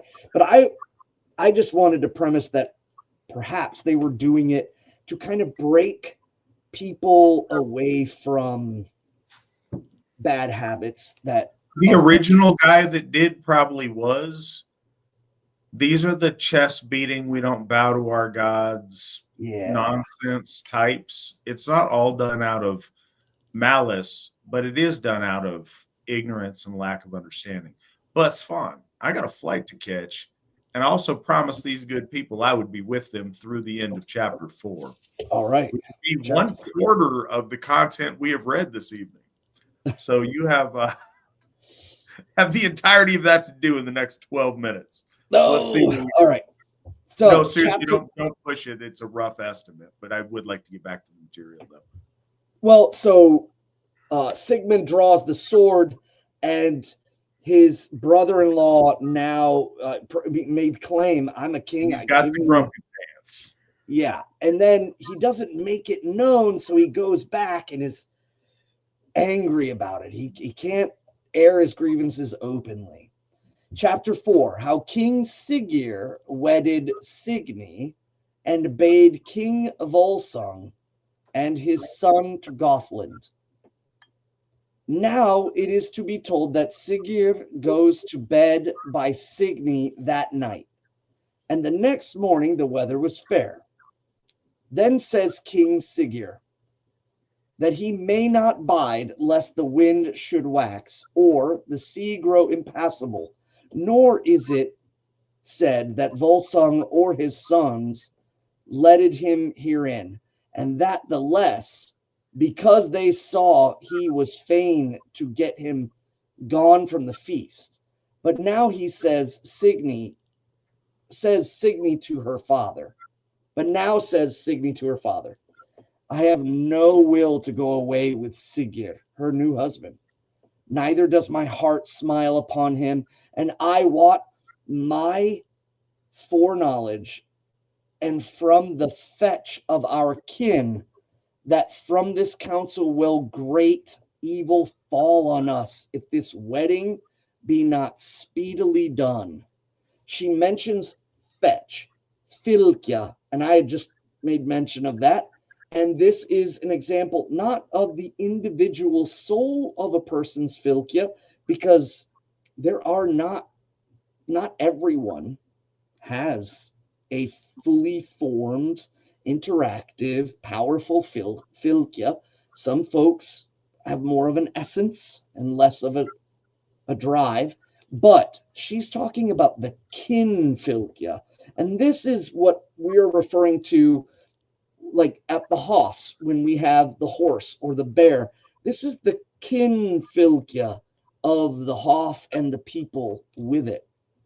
So she says, I have been given auspice by the spirit of our people, and it will not be good unless this wedding is speedily undone and everything's kind of backed out of.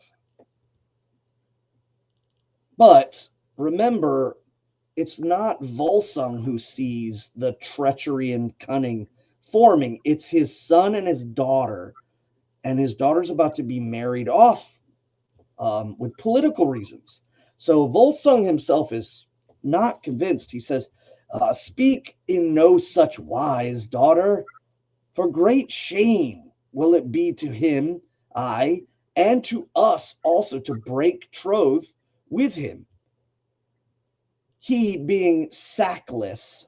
And again, that's not probably what you're thinking with sackless.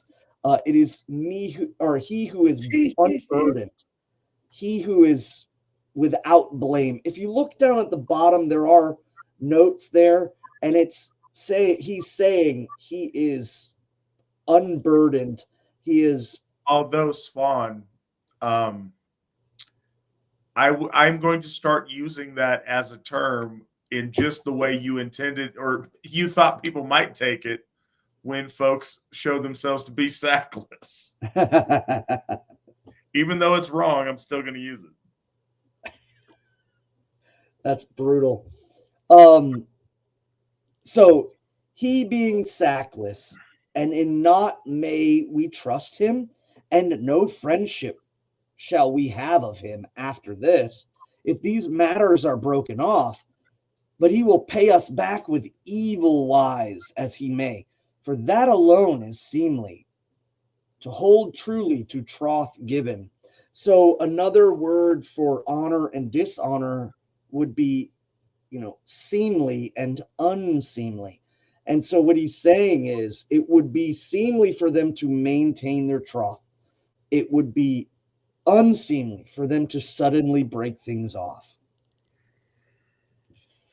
Excuse me. So King Sigurd got ready for home. And before he went from the feast, he he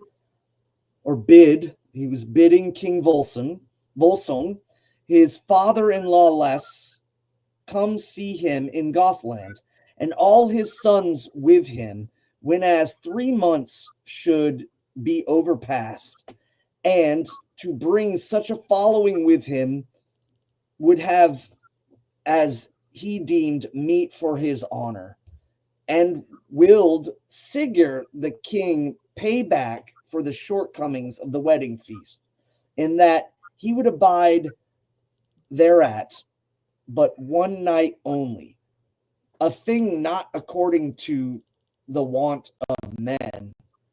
So King Völsung gave word to come on the day named, and that he, the kinsman-in-law parted, and Sigurd went home with his wife.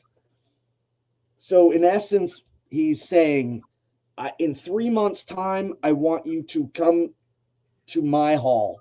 And the part that I'm reading a little, I might be getting confused, is that he's saying that you could stay longer than what would be customary for politeness.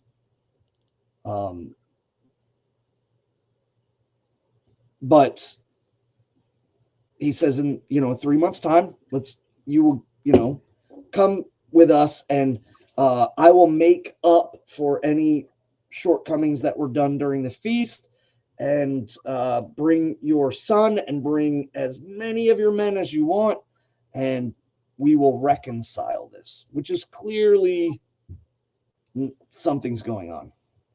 All right, guys. So I appreciate that, Svan. You knocked that out in 7 minutes, which is awesome. You got me done before the 8 o'clock hour. I appreciate you. Richard Stoddard, who asked the question about the gods having concern about the affairs of men or not, says over in the chat, sorry, you guess you have a lot to learn and maybe some stuff to unlearn. Same for every single one of us, myself included. We're all part of that process. I appreciate you asking the question, because as I've said a lot on here, so much is not just answering the question for the person who asked it, but for all the people who are listening, all the people who will listen when this becomes a podcast, to get that figured out. And that is a common thing that we do here that's, not accurate information that a lot of people have, has been circulated and have been told. So no, that was a great question to ask. I'm glad you did. And I hope that our answers were useful to you. Thank you, everyone, so much for participating in the chat tonight and being with us. Thank you, Svan, for all that you do, for reading. You're doing all the heavy lifting on these episodes. That's all right. But no, this is really exciting. It's very nice. I've said this a lot, but going back over. All right. So I'm going to do my old man thing, and then I'm going to leave. So Svan and I have done this for a very long time. Svan has been doing this for 8 years longer than me or so. The point being, when you first get involved in Asatru, you look at the stack of lore before you and you feel like there's this endless supply of lore. But after you've been doing this, if you're very committed for a number of years, we all have read the same things. And some things you don't revisit for a long time. Going back through these very basics of our lore, again, with somebody else and with you guys as the audience, is a really neat thing. And I'm very privileged to be able to do that, and do that with one of my best friends and with you guys. So this is a really cool thing for me. I believe it is a really cool thing for Svan, and I hope it's a cool thing for you guys. So I look forward to our next edition on this. In the meantime, Svan's happy to answer, as he said earlier, and you heard it here, folks, any of your questions about anything you've got. We have some stacked up in the chat, Svan, if you'll go back through and hit the ones that I haven't. And then, so you guys carry on. I hope you guys have a great rest of the program. I am going to get on an airplane, and I'm going to travel to North Carolina and celebrate. I'll be seeing you tomorrow. With my folk here this weekend. It's going to be beautiful. If you guys can make it, I would love to see you there. If not, I'll talk to y'all in about a week at the latest. But until then, listen to Svan, heed his read, and hail the Aesir, hail the folk, hail the AFA, and remember, victory never sleeps. I also will not sleep tonight because it's an overnight flight, and I'm going to get there at 10 in the morning. So I'm going to power through, and we'll see how that works. But I love you guys. We'll see y'all later. I hope you guys have a great night. And Svan, I will see you tomorrow at some point. Yep. In the afternoon. All right. Night, guys. That's it just hit me. I'll be seeing him tomorrow, like as if that's a normal occurrence every day. I was here to go you've heard him say, you know, a very good friend of mine. And that's one of the interesting things about our relationship and the relationship of our kinfolk in the Asatru Folk Assembly, you know, finding your tribe, if you will. But sometimes your tribe isn't right down the street. Would it be great if they were? Absolutely. But having that connection of Frith starts the pathway towards creating friendship that is not just simply amicable, but you end up, you know, learning about private parts of our lives and work and, you know, emotions and things going on. And before you know it, you know, you have no faster of a friend. And the only unfortunate thing is like, if you were in need, they would absolutely, you know, arrive to you, but they just have to travel farther. But I mean, it's as the Havamal says, you know, even though it is long, the road between a friend, it is well traveled. It should be well traveled, and it should be straight and easy to fare. So as we shift into this part here, I'm not really going to go any further into the Völsunga Saga, but what I was wanting to do was answer some questions. I noticed on VNS last episode I was in the chat. It was a great episode. I think that I really enjoy Witan Eriksson's. He has, it's not an abruptness. He cuts through the din. He's kind of the opposite of me. I will speak and kind of elaborate, and Witan Eriksson will just, I mean, he just slices right through, straight to the point, and he does it in a way that's, I mean, still eloquent, but there's no room for error with him. And so I really enjoy.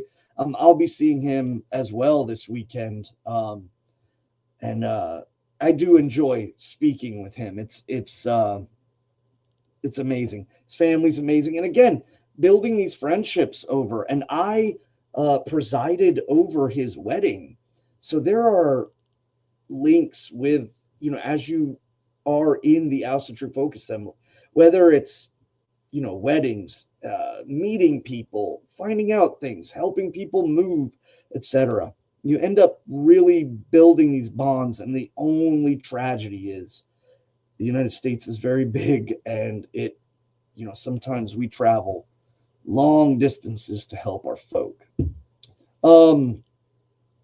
So being that from last episode, there was a lot of great questions, and I wanted to answer any questions that you guys might have about theology, about structures. I know some people were asking about the Austveneer.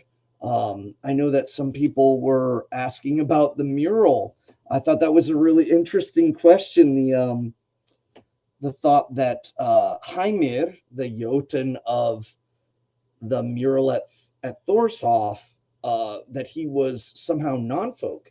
And that certainly wasn't the case at all, actually. It was, again, the presentation of light and purpose in the painting that I was trying to convey, that made some of that. I don't know. Is everybody still watching? Okay, I'm switching over to the chat. So we've got 2 questions built up that we haven't touched yet, but otherwise. Thank you for guiding me, Nick. Where are we at? So in the private chat, there's a question. What are your thoughts on the manosphere, alpha males, sigma males, and Andrew Tate? Oh, okay. Oh, that's an interesting one. I would have loved to hear Alcerigo's kind of opinion on this, because I don't know if we've ever touched this. But again, everything that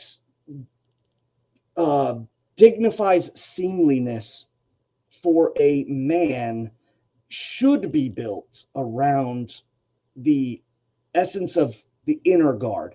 What helps the inner guard? What makes the inner guard better?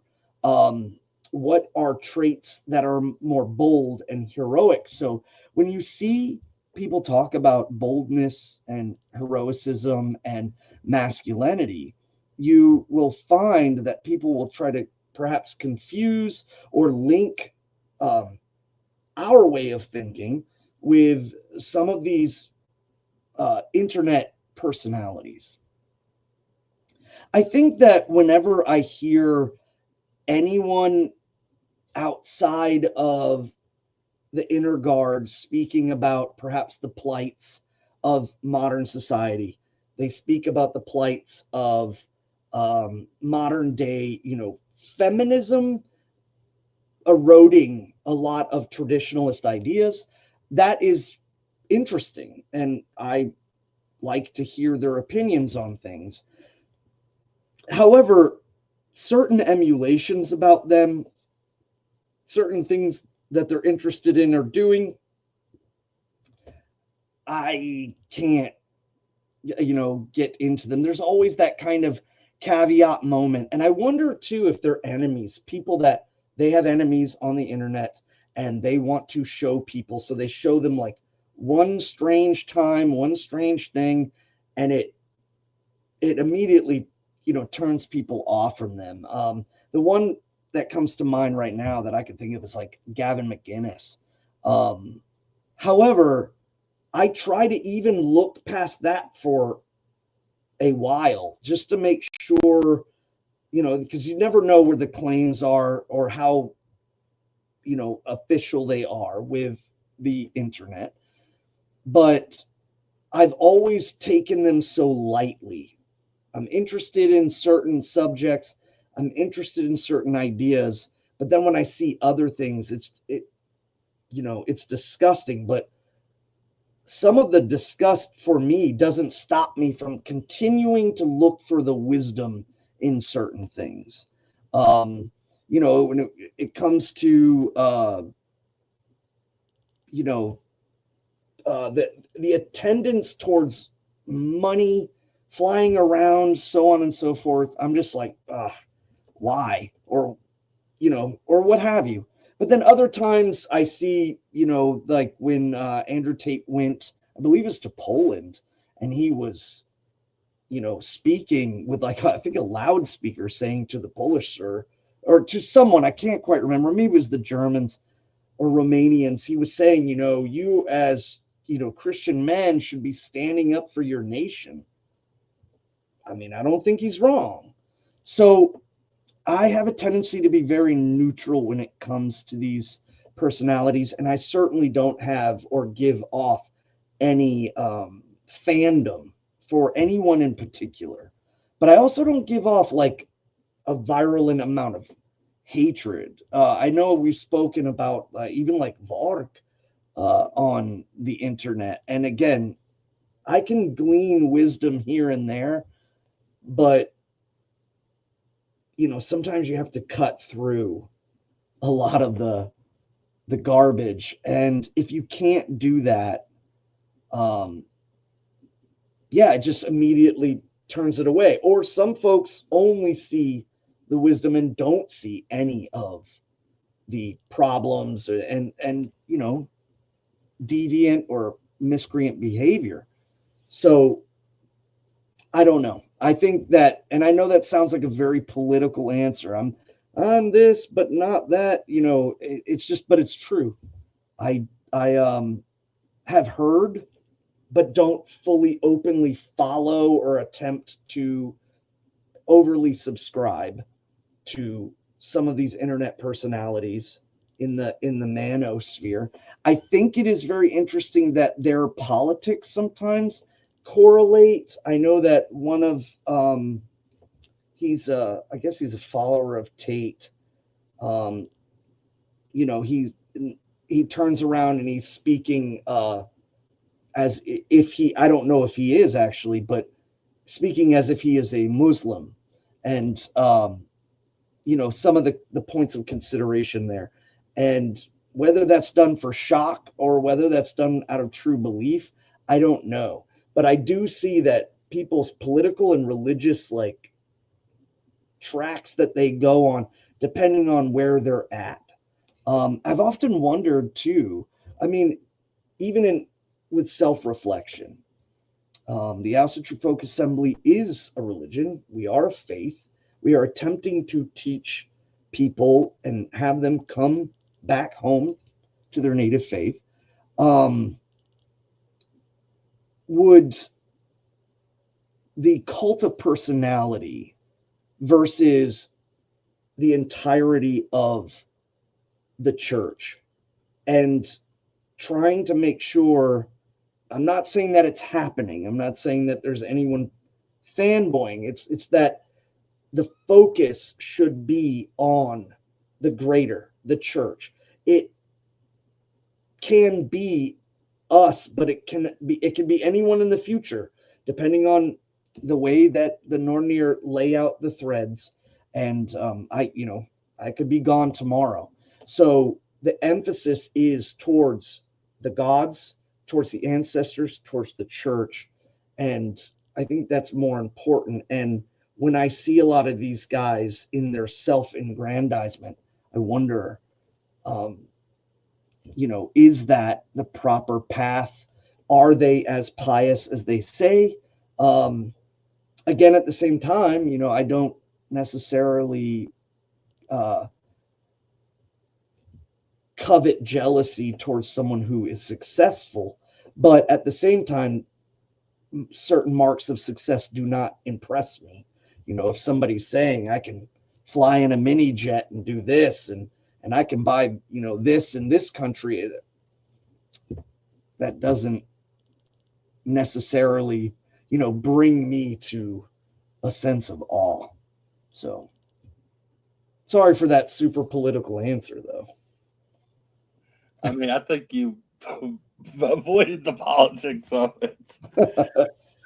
All right. This is funny, noting that you didn't watch or listen to the video last night, but we got a question about the video.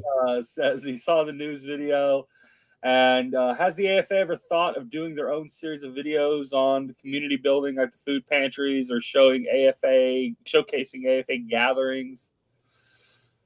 Like taking our own media forward presence. Yes, absolutely. Here is the medium that we have. YouTube is good. The only problem is that YouTube doesn't reach out as much as, say, a news station, and no news station is going to run pro-positive stuff about us simply because of all the, internet and non-government organizational mythos, if you will, about us. We have been doing it slowly with our websites, showing what we're doing on our websites. And that's the first start of controlling the narrative. But the big thing is that, to be honest, the reason why we haven't ramrodded it down every social media site is because we're not doing it for clout. That's one of the most honest reasons. Feeding people in our local area. And generally when you see like a sports star and they're like, I helped this person and thankfully I was here and everything, and it's like a big photo op. That really isn't there yet. I think the other is logistics and technology. Wanting to have good camera usage. Now we have our HOFs in different areas, so camera usage in California to Florida to North Carolina, etc., there would be some choppiness there, but it has been talked about. I think some of it, like you said, the logistics. We're during the food pantries and the community building and the gatherings. We're busy running that, doing things. Yes. So who records it? Who videos it? Who takes pictures? Yeah, and paying We someone. do our best sometimes to take a picture. Right. Yeah, I mean, and Nick's right. We sometimes at the food pantry, just with scheduling the way it works out, it's just me and my children, and we drive 4.5 hours to drop off food. We'll fix some things that we can, and then 4.5 hours back. So I mean, we do massive amount of traveling twice a month sometimes. And it's just us. There's not a lot of folks that are able to kind of focus in. I would love for us to get to the point, and I fully intend, I think that there will be a point where we would have media and an ability to put our narrative, our story forward.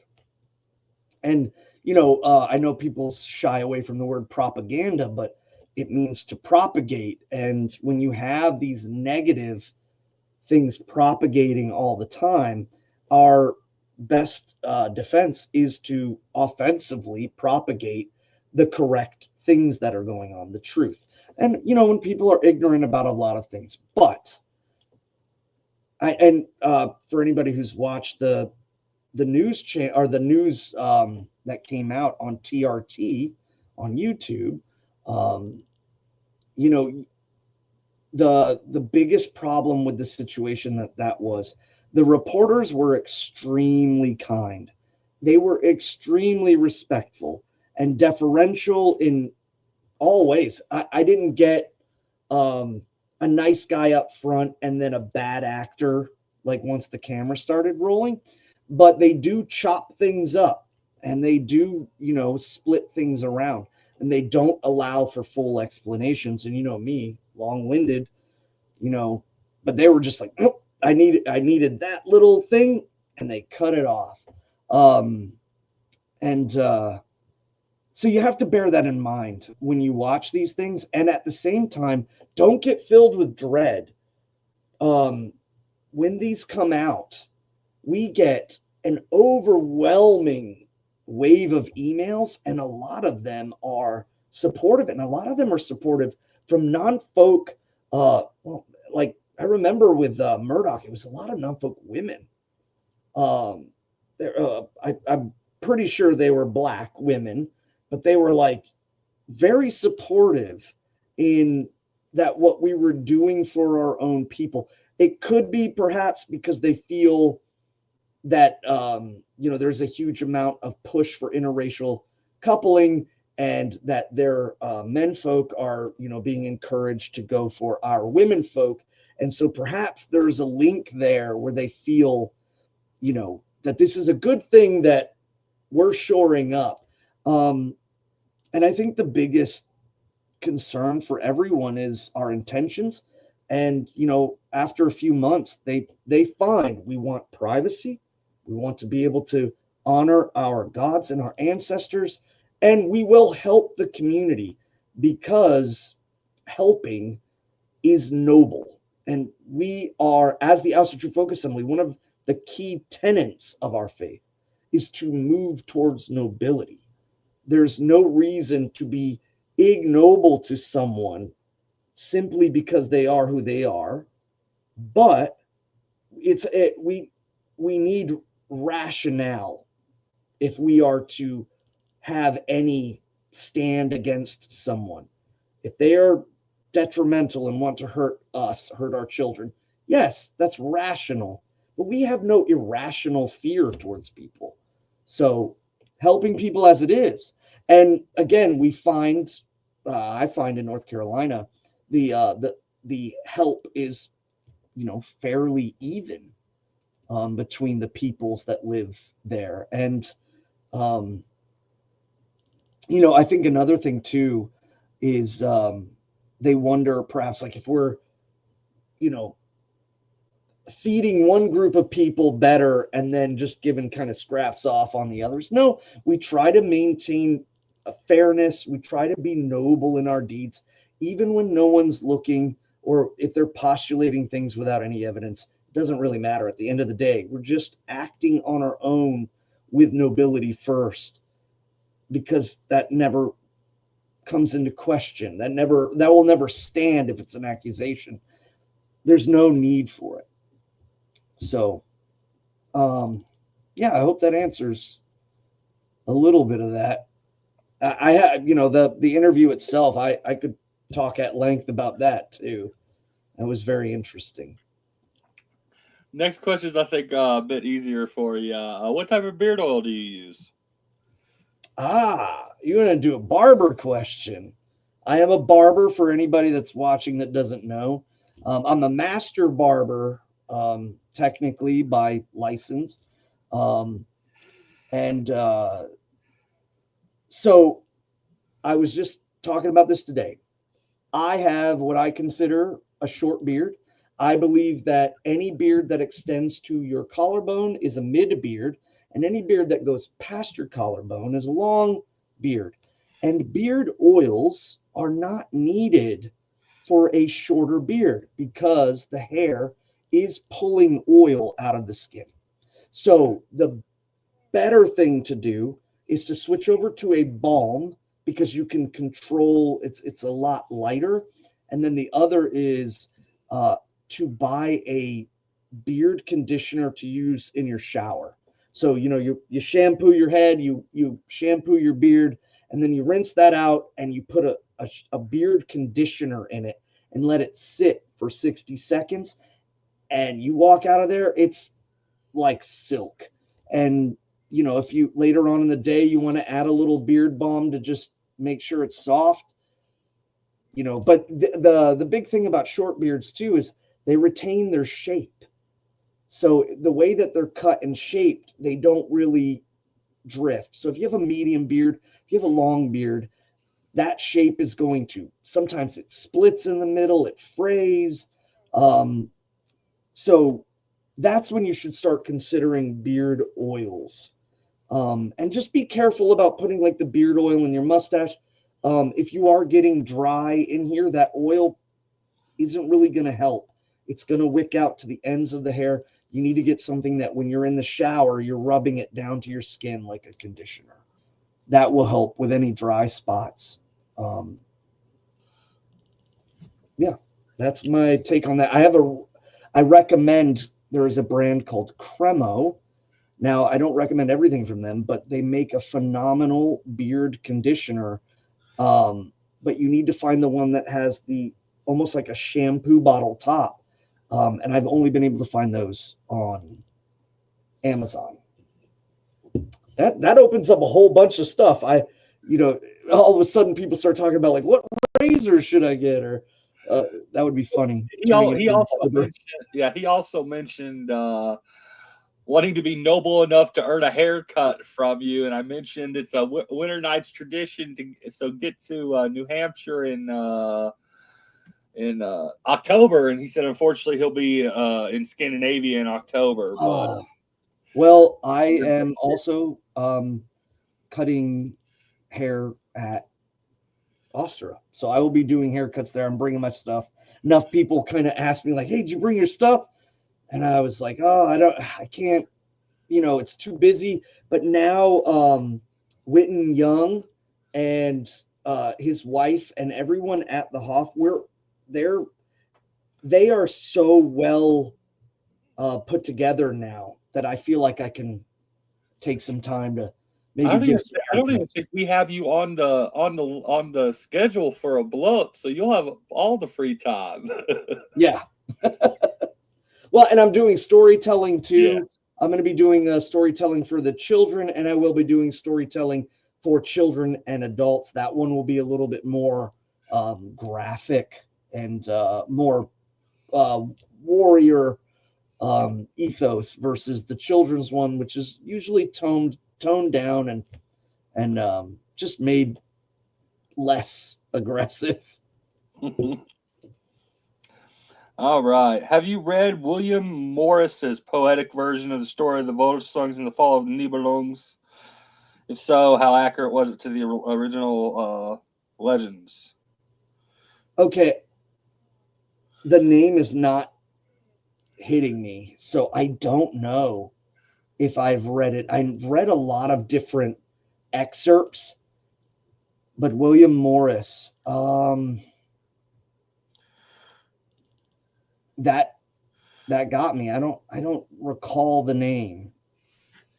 And now I'm writing things down. Have I read this? Yeah, have you read it? I don't believe I have. William Morris's translation of the Völsunga Saga.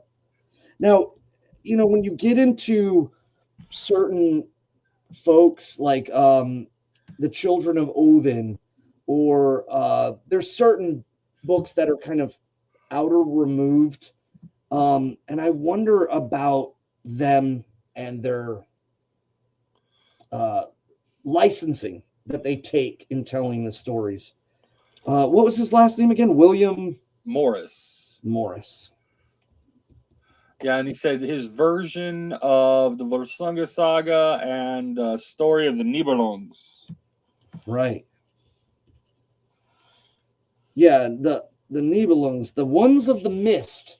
Nibel is mist or shadow, the shadowy, misty ones. And those interconnected to the stories of the Cursed Ring, and of course the Great Opera is amazing. But no, I've never read that version. I'm sorry. I really wish I could answer that. All right, more barber advice. Svan, do you recommend hair tonics? No, I do not recommend hair tonics. They are, again, kind of like an addition on to hair. And if your hair is short, if you're a man and you have a proper haircut, it'll probably be short. And sometimes hair tonics can either have alcohol and dry you out, or they have oils and they add oil onto natural hair that's, that might get oily anyways. So I'm not a huge fan of tonics. I just recommend that men stop using 2-in-1s, 3-in-1s. You should. I have a very militaristic regiment, and the idea is, to wash the head wet, wash the head, wash the beard, and then with a washcloth, do your entire upper body, rinse everything off, add another soaping. So I do 2 soaps and a conditioner. And I learned this in barber school because that's what we do when we wash at wash stations. The second, and everyone says, that's going to dry me out. It's going to rob my hair of, valuable nutrients. No, that first wash only gets surface debris. The second wash actually gets into the inner pieces of the follicles of hair. And then you do a conditioner to replenish your hair of those lost things. You let it sit for 60 seconds. So I do upper body and wash the hair, lower body, wash the hair. And then I take time to wash my feet while the conditioner sits in. And that's what I really recommend to guys to help them out. All right. Sierra Chapman, Folklore, California. What are your opinions on the recent documentary? Well, kind of already talked about that. Also, are you going to watch the new Matt Walsh documentaries? I don't even know what you're talking about. I don't pay attention. I've seen 2 of the Matt Walsh documentaries. The last one I watched What Is a Woman? And I thought it was pretty funny. I think right of center stuff is very rare. So watching that was more entertaining. I do think Matt Walsh is an interesting character. He was, I remember he was sitting on a panel and there was like the Catholic Knowles, I forgot his first name, and Ben Shapiro. And he was saying, like, I don't believe that we should, conduct our patriotism in direct reference to our support to an ally. And that kind of shook everybody up on the panel, which shouldn't. It's such a,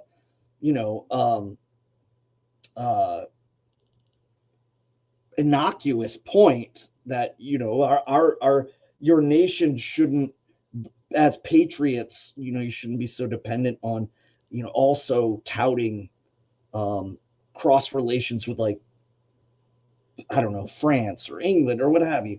So it was pretty funny to see that. And that made me wonder about Matt Walsh. He's kind of an interesting character. So his stuff I do watch every now and then. Yeah. What is a Woman and Am I Racist? And I watched both of them. But at the same time, you wonder about the Daily Wire and PragerU, of course, and Epoch Times, and I take them with a grain of salt. I find myself to be more in the middle on the left-right paradigm. I find myself to be more in a third position on a lot of that stuff. So I take some consideration on the left. I do take some consideration and critique on the right. And yeah, but I've seen both of them. I thought they were interesting. Oh, and your question about the article, or not the article, the news that came out by TRT. Like I said, the people that came there were very respectful, but I knew that this was going to be a hit piece, and the dramatic music, the implications that we weren't religious. And I think that we blew that out of the park when they were there. They saw us hold bloat, and they were super respectful about it. But, when my children were there doing bloat, which is our religious services, in the article or documentary or whatever it would be classified as, they were like, and they indoctrinate their children. And it was like this comical music, and I was like, dun dun dun. Yeah, dun dun dun. It's like, yes, it's our religion. Like, I don't. So comical to some sense. I also feel that the head of the media for them wanted a hit piece, and I really feel that they had to work for it. I think they came there and found out a lot about us. I remember the reporter even said, hey, can, after all of this is done, can I come back and maybe, because I'm a photojournalist, can I come back and take some pictures? And I was like, well, it really depends on how bad this thing is. And he was like, fair enough, fair enough. And he even asked that to Alzheimer. So I don't know if he's going to come back and say, hey, that wasn't me. That was the upper echelons. I'm just a reporter, etc. I don't know how we'll play that, but that's what he was from my side of the camera with him. And he had a producer with him, a woman who was very nice. She blessed our Hoff. She was pregnant. She was due in a couple of months.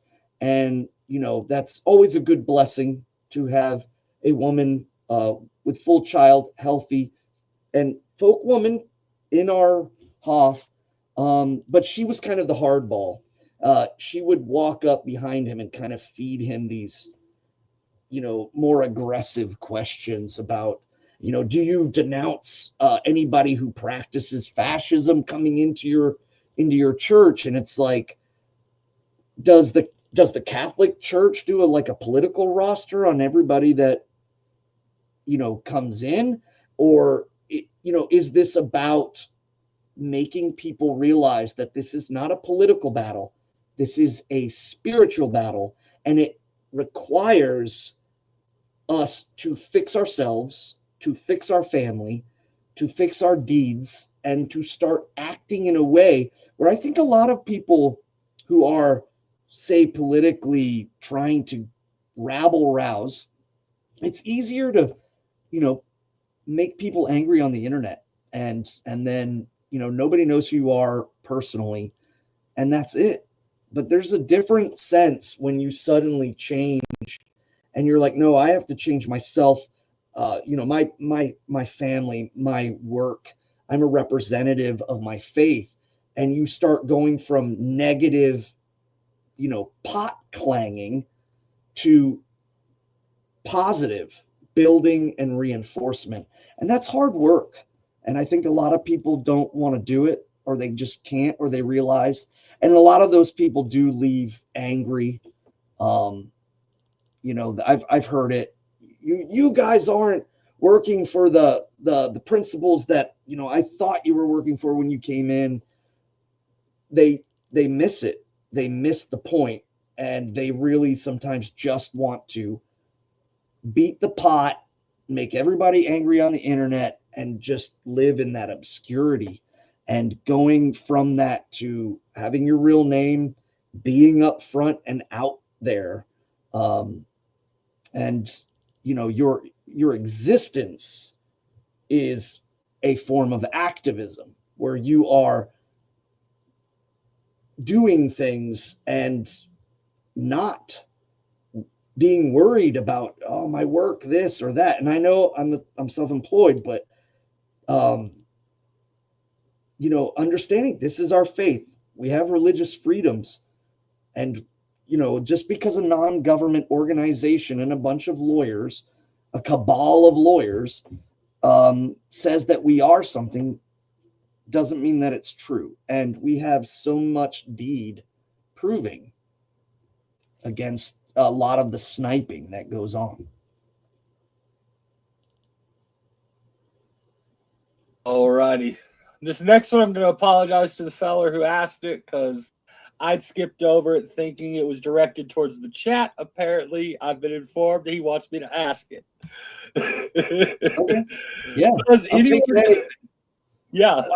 I did want to say, too, though, there was a lot of good theological questions last week, and I would love to answer some of that stuff, like about the Ausvenir and all that. But here we go. We're going the track. This one's a little. It's not about the interview or the interview anyway. Does anyone else feel a bit stronger and luckier when they wear their hammer? Not necessarily physically. It's almost like a state of mind. That's how I started the habit. Just wanted the strength to face the day. Yeah, I saw this come in really early on. I hope they're still with us, whoever asked the question. They're still here. Yeah. Okay. So, absolutely. I think that it starts with the testament of truth, the testament towards returning to the gods of your ancestors is the most far back primal source.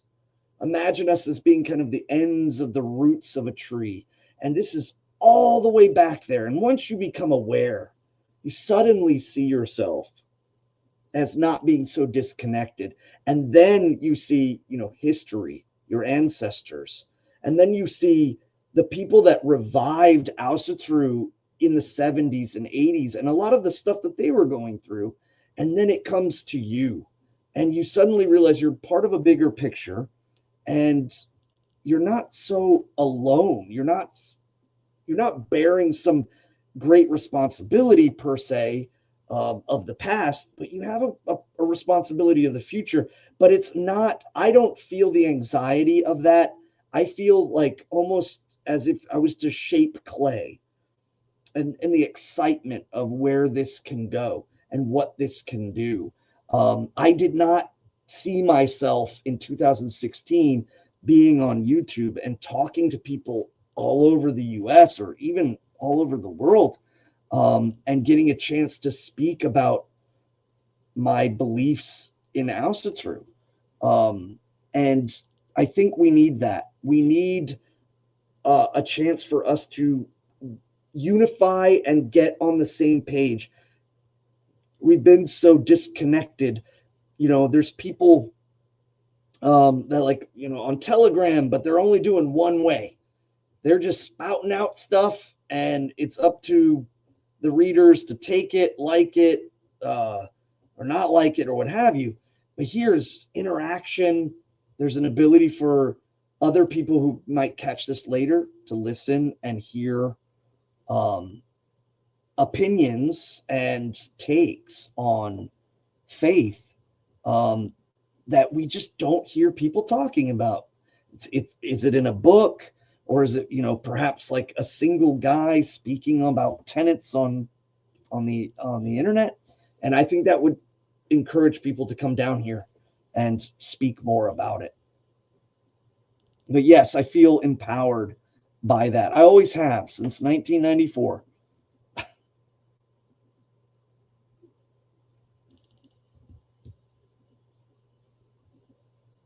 I don't know if I lost you there. Sorry, I'm talking over here and I'm on mute. I started off wearing a hammer a lot, and then I got away from it because I have a giant tattoo of a hammer on my arm. So I'm like, everybody could see it. But then I've started picking up wearing a hammer again just because. And I'm like, I don't like wearing a necklace. I don't know. But yeah, some people can't because of their work. And mine's just I have to watch because I'm allergic to a lot of different types of metal. So I get a rash. Yeah. I think a lot of people supplement, but that's what he said too. It's more of a frame of mind, not necessarily a physical object. But certainly. Yeah. In regards to the William Morris book, it is apparently called The Story of Sigurd the Völsung and the Fall of the Nibelungs. It's from 1876. Okay. Well, I'm definitely going to write down the date. That should be enough for me to kind of get in there. Oh, yeah. I may have read pieces of it, and I have an odd book collection. Also, too, the book collection flows. I've had people, I borrow and I, give out, and then people move away, and books just have a way to have their own wings. Yeah. All right. Who are the gods of time in Germanic cosmology? The Norns?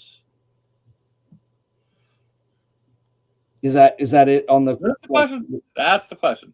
Oh, okay. Just on that subject, Svan, who are the gods of time in the Germanic mythology, in cosmology, Germanic cosmology?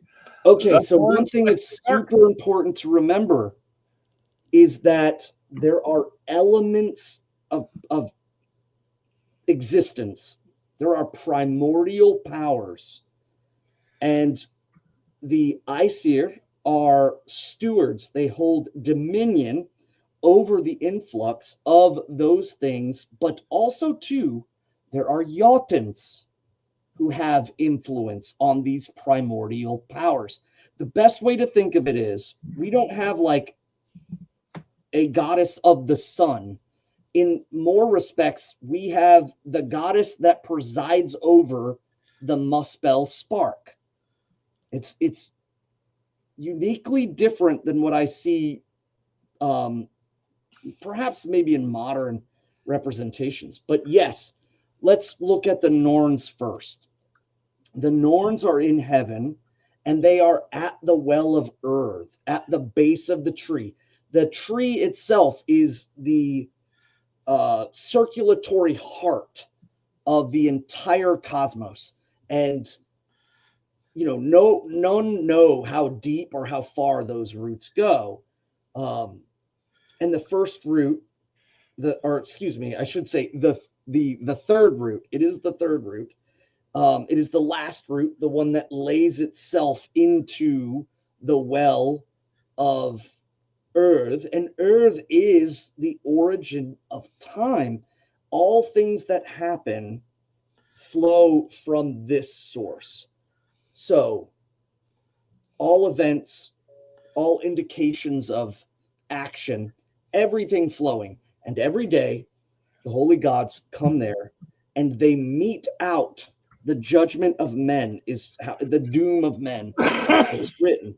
And I have always taken that the holy gods are influencing time from the origin. Is it done? I'm not proposing that the gods have done everything they need to do in some great past time.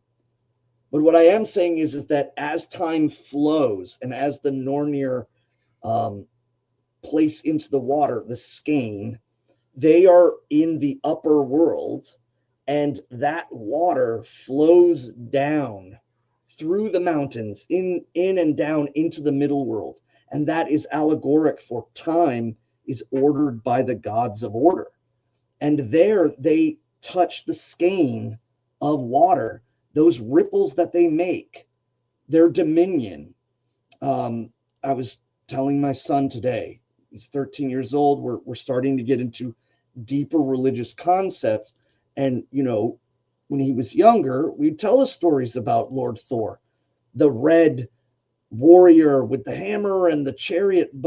And I remember him even looking in storms to see if he could find him. And then, you know, as he got older, it's like there's storms all over the world. But the dominion that Lord Thor places through the skein of water that is the primordial source of time, every ripple, every fingertip touch is, again, placing dominion. And oftentimes that's because there's ripples coming in from elsewhere.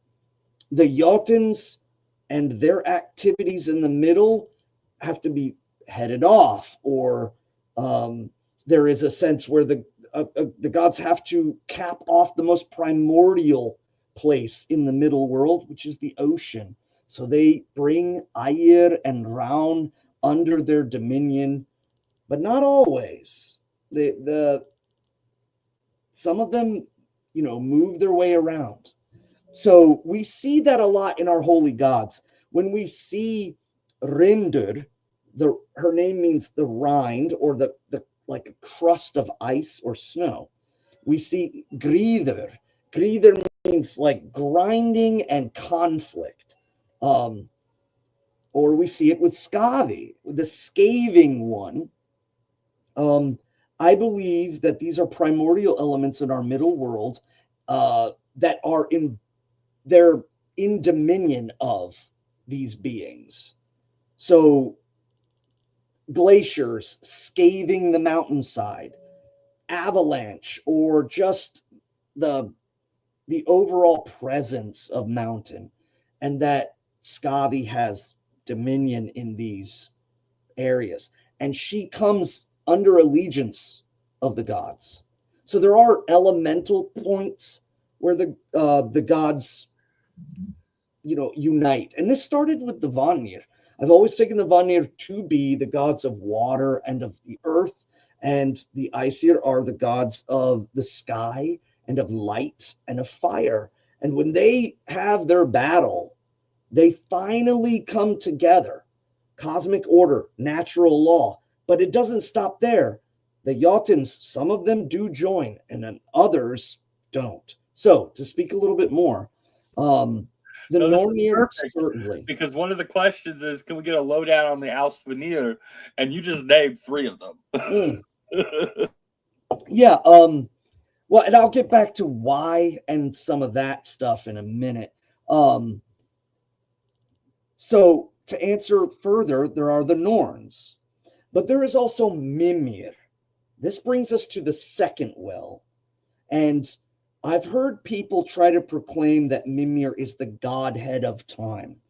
But what they're forgetting is Mimir's well is the receptacle of time. So all things in origin, there is a starting point. If Earth's well is the starting point, way up high. Remember, I spoke about our ancestors, the center of the world, somewhere there was these mountains, and this is where the gods live, and there's the tree. They weren't separated little bubble worlds. Of course, we do that now. But that flow of water and roots goes down, and all things that happen from the starting point end at the ending point, which is the well of memory. Mimir's well. And it is memory because you cannot have a memory without experience. Earth's well is the origin. Mimir's well is the receptacle of receiving origin. So the folks that are like, oh no, Mimir is the godhead of time, and he is, by extension, Lord Odin. I think they're misled, and they need to understand why the upper, middle, and lower world cosmology and the movement between things is so important. So Earth's well is that origin. Mimir's well is the receptacle of experience. All things that happen, all things that flow. And on top of that, Jotunheim, just like Vanaheim, has a secular relationship with the middle world. They are flowing in something and pulling out something. They're in the middle world, and that's another reason why they're called the waning, the Vanir, that waning, that rise and fall. So they are placing in life, and they are receiving death, or in essence, the life essence that goes back. Life is constantly being pushed in and constantly dying, and it's natural law. But Jotunheim is different. Jotunheim, and the reason why Mimir's well is in Jotunheim, not Vanaheim, is because of the purpose that Jotunheim is doing. Jotunheim places in resistance, deterioration. It's constantly trying to break things down. And as it does dissolve, it also retracts the proto matter, the breakdown of it all. So here we have Jotunheim, and its purpose is dissolvement.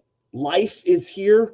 Dissolvement is constantly working against it. So life is going to evolve, but life dies and comes back. And there's this interplay between the gods of life, the Vanir, and the Jotun, the beings that are trying to tear it or break it, or just by their very existence, they're like a resistance to everything, like a stiff wind, or the water breaking down stone, or the erosion of something.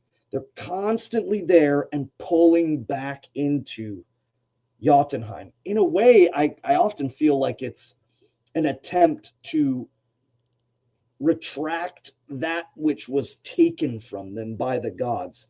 And that's kind of how the cycle begins. But since everything's being drawn back in, Mimir's well is there, and time itself is being drawn back in there. And then we see with Thor, when he goes to Jotunheim, he goes against Utgard Loki's, sometimes referred to as his mother, his grandmother, or his nanny. But she is clearly time. She stands against Thor, and Thor only bends one knee to her.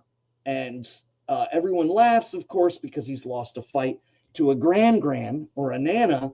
And then later on, it is revealed she is the embodiment of that. And I think she's the embodiment of that dissolvement of time, which is right with the entirety of the Jotun. She dissolves things over time. She breaks them down, and she is the core principality of that is sent into the middle world. And Lord Thor stood up against her without any golden apples and without any understanding of the situation, and only bent a knee. So when you talk about time, there is now, when we start to get a little bit more esoteric, I would say Heimdallr is a lord of time. In the Iron Mark calendar, we refer to Saturday as Heimdall's Day. And the reason for this is because it's noted. Heimdallr sees the grass grow. He hears the sheep wool growing. He is 1 foot in the middle world and 1 foot in the heavenly realm. He is a focus of the light that is the divine. And that I don't think is accidental, that it comes out prismatically.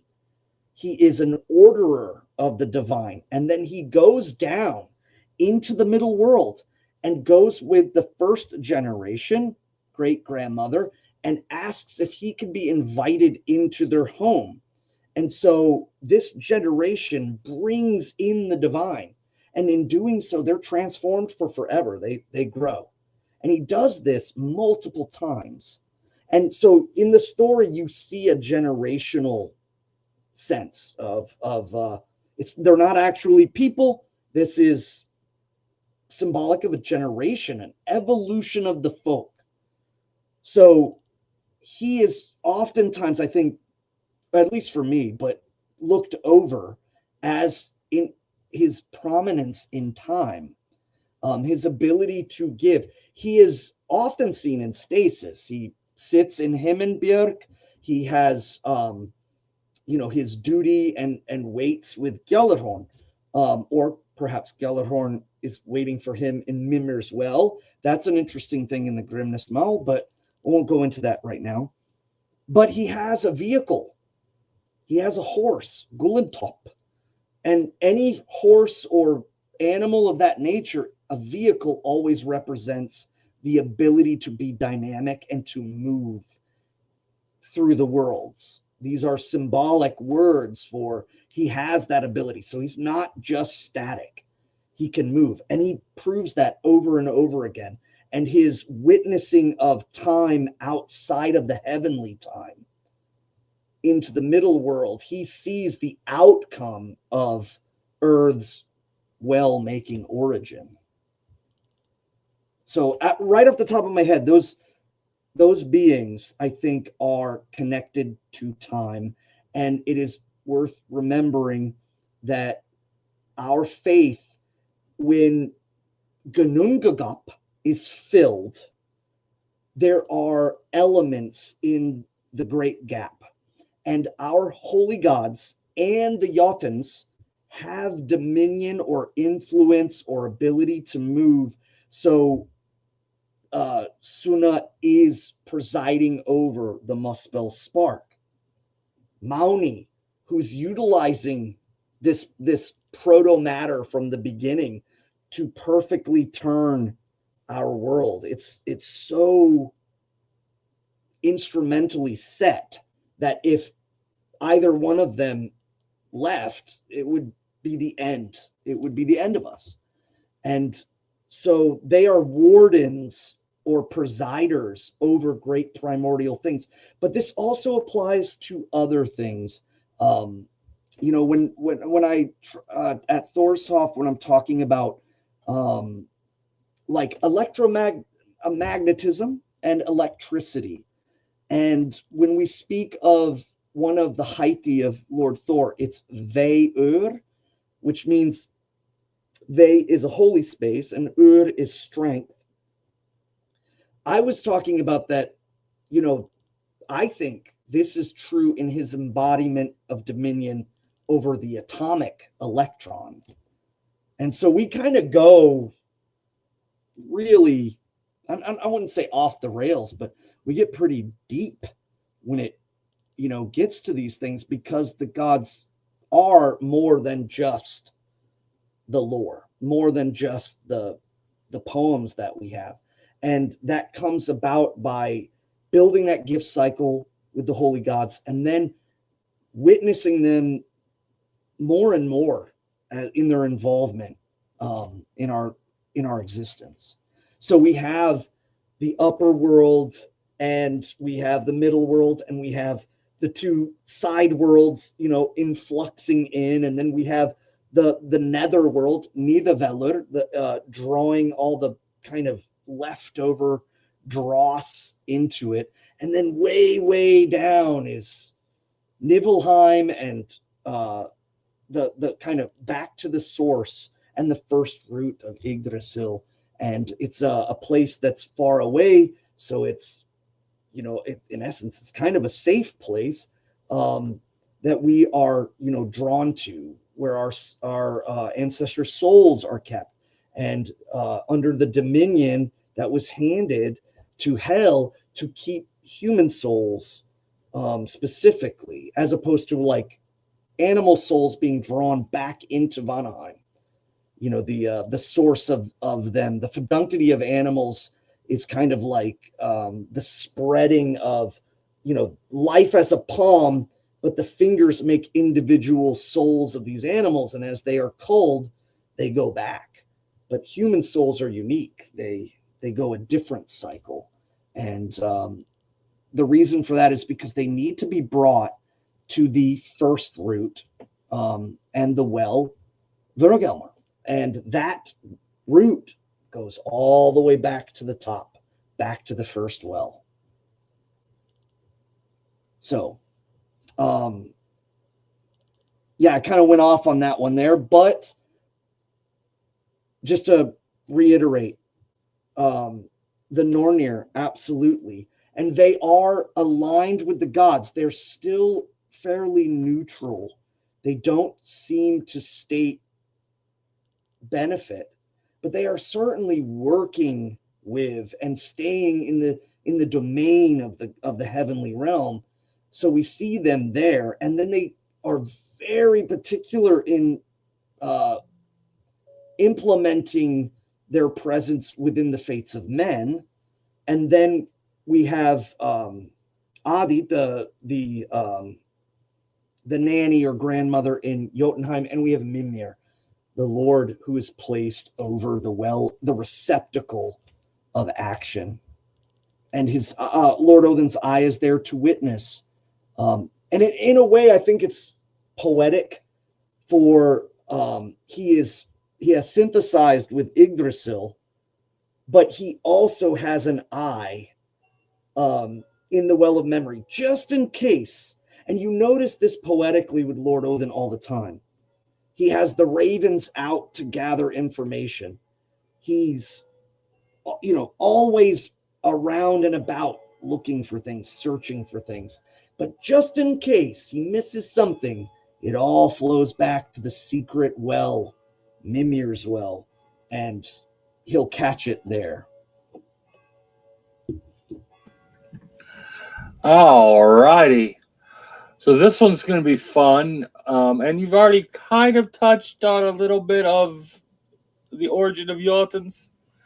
But this one specifically is, seeing as the Jotnar are the Asatru equivalent to the Titans or the Asuras, do you believe Jotnar are actually demons? As in a Hindu faith, they literally believe the Asuras are demons.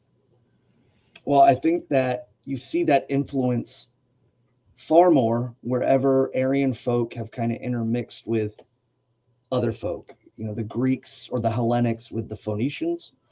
You see this with the Iranians and their mixture with the leftovers of the Sumerians. And you see this too with the Aryans or Arya who come into India and mix with the Dravidians. There is this polarizing effect of one group to another. And I think that's because the social situation reflects that. There are two groups, and a lot of the times they were resisting this intermixture, you know, and the Arya who come into India say, you're not allowed to eat the cattle. And then over time, it comes to a point where it's no one eats the cattle. But when you look at the Celtic and Germanic, the Fomorians and the Jotnar, what you find is that it's far more gray. And what I mean by that is you'll find there's written about the Fomorians or written about the Jotnar. They're massive, strong. Some of them are bright and beautiful. They're not just simply, you know, fanged, horned, animalistic creatures of you know, degeneracy and primalness. Do they exist? Yes, I would say that the thirst word, even by the time of the 14th century, is used kind of not improperly, but I think without consideration because the meaning had been lost. So you'll see Thursur used in relation, and we can see that with the runes. The runes mention the Thursur as being more a kind of evil. So I think that the Thursur rune or the Thursur word was eventually transferred over to troll. So if there was an equivalency of a demon or a jinn, or, and I know I'm using technically demon isn't the right word. Christianity is Semitic, so it would be shadim. Or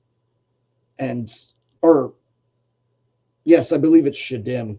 I forgot the Aramaic word for it. But they ended up using Greek angelos and demon. The equivalency of something like that, I would argue, is thurs or troll. And for those that are listening, it's THURS, not thirst, but thurs. And I would even safer bet would be that it evolved into the word troll. Now, trolls have kind of been dominionized over time and turned into cute little naked things with poofy hair and what have you. But a true troll, a true thirst is something of just desperate isolation, a piece of that from the world of the Jotnar that sneaks its way in and nests itself in a place of great trauma or great isolation. It usually seems to be those two. And then attacks, defends, and just holds that area, and does great malice to anyone that happens to come upon them, or is, again, trapped sometimes in those places. And they're foul beings, they're foul creatures. And I think that they do take different shapes, and there's different things, again, you in the sagas, we hear about the troll wives, the wolf riding or troll witches. Again, troll is a perfect example of this. The wolf represents mobility. They have an ability to leave Jotunheim and come in here at great speed, and they're usually here like a wolf amongst a society built around animal husbandry. They're here for no good, and they're here for a voracious appetite to tear and to burn and to break, or to plague on children, or to plague on sleeping people, and all of those things. And I know that some people might not conceptualize this, but it is the gods, in particular, it is Thor and his dominion that keeps them at bay from being able to roll in here in waves and droves. Do they sneak past? Yes. And do they exist? Yes. But Thor keeps them at bay in great amount, and there are ways you can deal with them, whether it's word locking them, or whether it's extraditing them out, and things like that.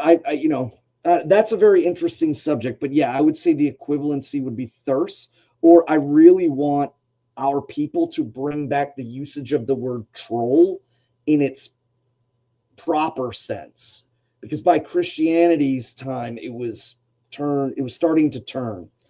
But there is a reason why they speak about the troll witches, wolf riding troll witches, terrible beings with the possibility. Now, there's also an understanding that even some of these beings have been brought under the dominion of the gods. At Baldur's funeral, a wolf riding Jotnar named Hyrrokin comes to the funeral of Baldur. Now, she is later killed, but that's for other grievances. But you see, is that story based? Perhaps is it a story plot? But it was not seen as so distinct that the gods would not have her in their presence. So you see that in other kind of religious dichotomies. But for our ancestors, her showing up there, yes, is crazy, but not to the point where, you know, she's fouling the state of heaven, if you will. That is the extent of our questions so far tonight. Okay, yeah. And I wanted to kick back too. I didn't get a chance to answer about the Aust Veneer. There's one thing I wanted to. There was a question about the Aust Veneer. So if you read any Asatru books from 1980s on, you will see every chapter there's a classification. Generally, it'll say the gods, the goddesses, and that's it. But I think that's under detailed.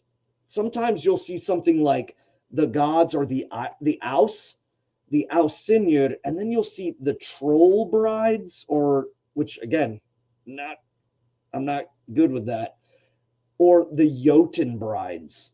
And I think those people are trying to emphasize that there's like different race thing going on here. But what I always viewed it as, and why I wanted to create a list for our folk to be able to use as a red line. It's a baseline. To know the list is to know a great amount of lore. And also the list, you know, you get the list and you go to you can go to Wikipedia and look them up and get a brief synopsis of their understanding. Most Asatru folk don't know that Gridr gave Thor the iron rod to help him defend himself against the Jotuns, and that she is kind of like there's Jarth, who is of the good earth, and then there's Gridr, who is kind of the cracked earth, the earthquake, the geyser, the venomous pools of water. So almost like the sister of Jarth helps Jarth's son and gives him this iron rod to fight off the Jotnar long before he gets Mjolnir. And so I realized that there was a need. So I started to pen out an understanding based off of the Gylfaginning that we have 12 Aus and we have 14 Ausinjur that he specifically listed. And then we moved to the Aust Veneer, but I didn't want to call them troll brides or Jotun brides. They are clearly beloved. Gerd is beloved of Frey. So I believe that they are of that dominion. So they bring themselves into the dominion of the gods and they become part of the gods. And that's why I did that, was to portray a lot of that understanding and give people a roadmap, because they don't know. Yes, the number of our gods could be variable based on every Asatru that you talk to, but I would say red line 42. A lot of people might not ever have been able to answer that, but again, that was the point of it, was to give people you are here on the map and work their way out about that. Because it's been a maelstrom of confusion, or generally people that write the books are like, there are many gods, but these are the gods that you should focus on. Or sometimes it's like, don't focus on any of the gods, just focus on Lord Odin. And I don't think that was the right pathway. So creating the list of Ausinjur, Aust Veneer, and then the Heavenly Wardens was me trying to formulate hierarchy through observation, looking at the lore, not trying to cram the gods into, pigeonholes, if you will, but observing and simply seeing how these things are and then classifying accordingly. Because hierarchy is important. It is a part of our gods. Our gods are the lords of order. Ultimately, And so a lot of folks have often asked, what is the hierarchy of our divinity? What is the understanding of how things are structured? And no one could ever give them an answer. It was always just a broad and ethereal answer, and more or less just focus on, Lord Odin and Lord Thor. And I did it also to reinvigorate the women of our folk to build a better relationship with the maidens of Fensaler, and to start.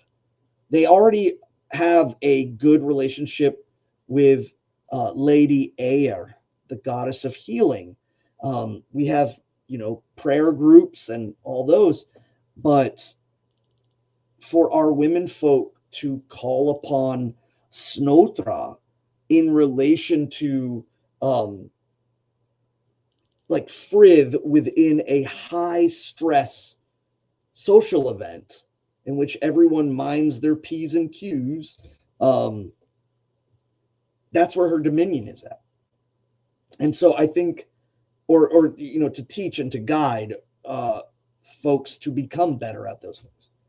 So I really wanted the ladies of our folk to start building a better connection with the maidens of Fensaler. I feel really nerdy that when you listed and you said there's 42 on your list, my first thought was the Answer to Life universe and everything. Oh, what is that called? It's a book, right? Hitchhiker's Guide to the Galaxy by Douglas Adams. Yeah. I mean, I know, but that's the one thing that we have definitely determined over the last couple of episodes of VNS is the Austvanir are this. It is the overlap. Whether we're talking about someone who honors Nehelania, we don't know if Nehelania was seen as an Oust by our ancestors or an elevated mortal. And to do no offense to her, the Austvanir, the list is there. That's huge. So we are not trying to put the gods in boxes, and we are also always trying to consider with utmost respect the way we go forward. And we chose the Gylfaginning because it was so clear, and it was from a time when our faith was, I wouldn't say being practiced, because by that time Snorri wasn't practicing it, but it was so close, the jump from one peninsula to the other. And I do believe that the holy gods were involved in that being a seed that would eventually germinate numerous times, actually, over generations, many iterations. But for us, it finally blossomed. So. All righty. Not sure if this is a question, but it's a good enough statement, and it's something you can comment on for sure.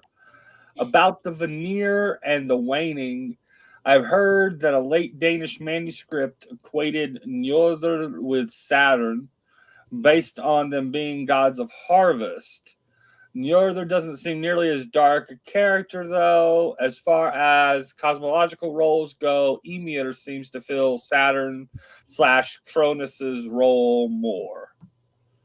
Yeah, I agree. And I think they're stretching at it to too much to a detriment. That's another thing when we get into people trying to pigeonhole the gods in other Aryan branches, and they disregard the truth. The truth is each of these Aryan branches are very different branches of culture, and the gods are the gods, and the hierarchy of the gods that mankind places, the folk place on them, is not always the same amongst every culture. And that's why I brought up the tripartite, and I started formulating the theory of the tripartite, is we always see a Deus father and we see a Deus mother, and then they pass away in some way, shape, or form. They leave or they die.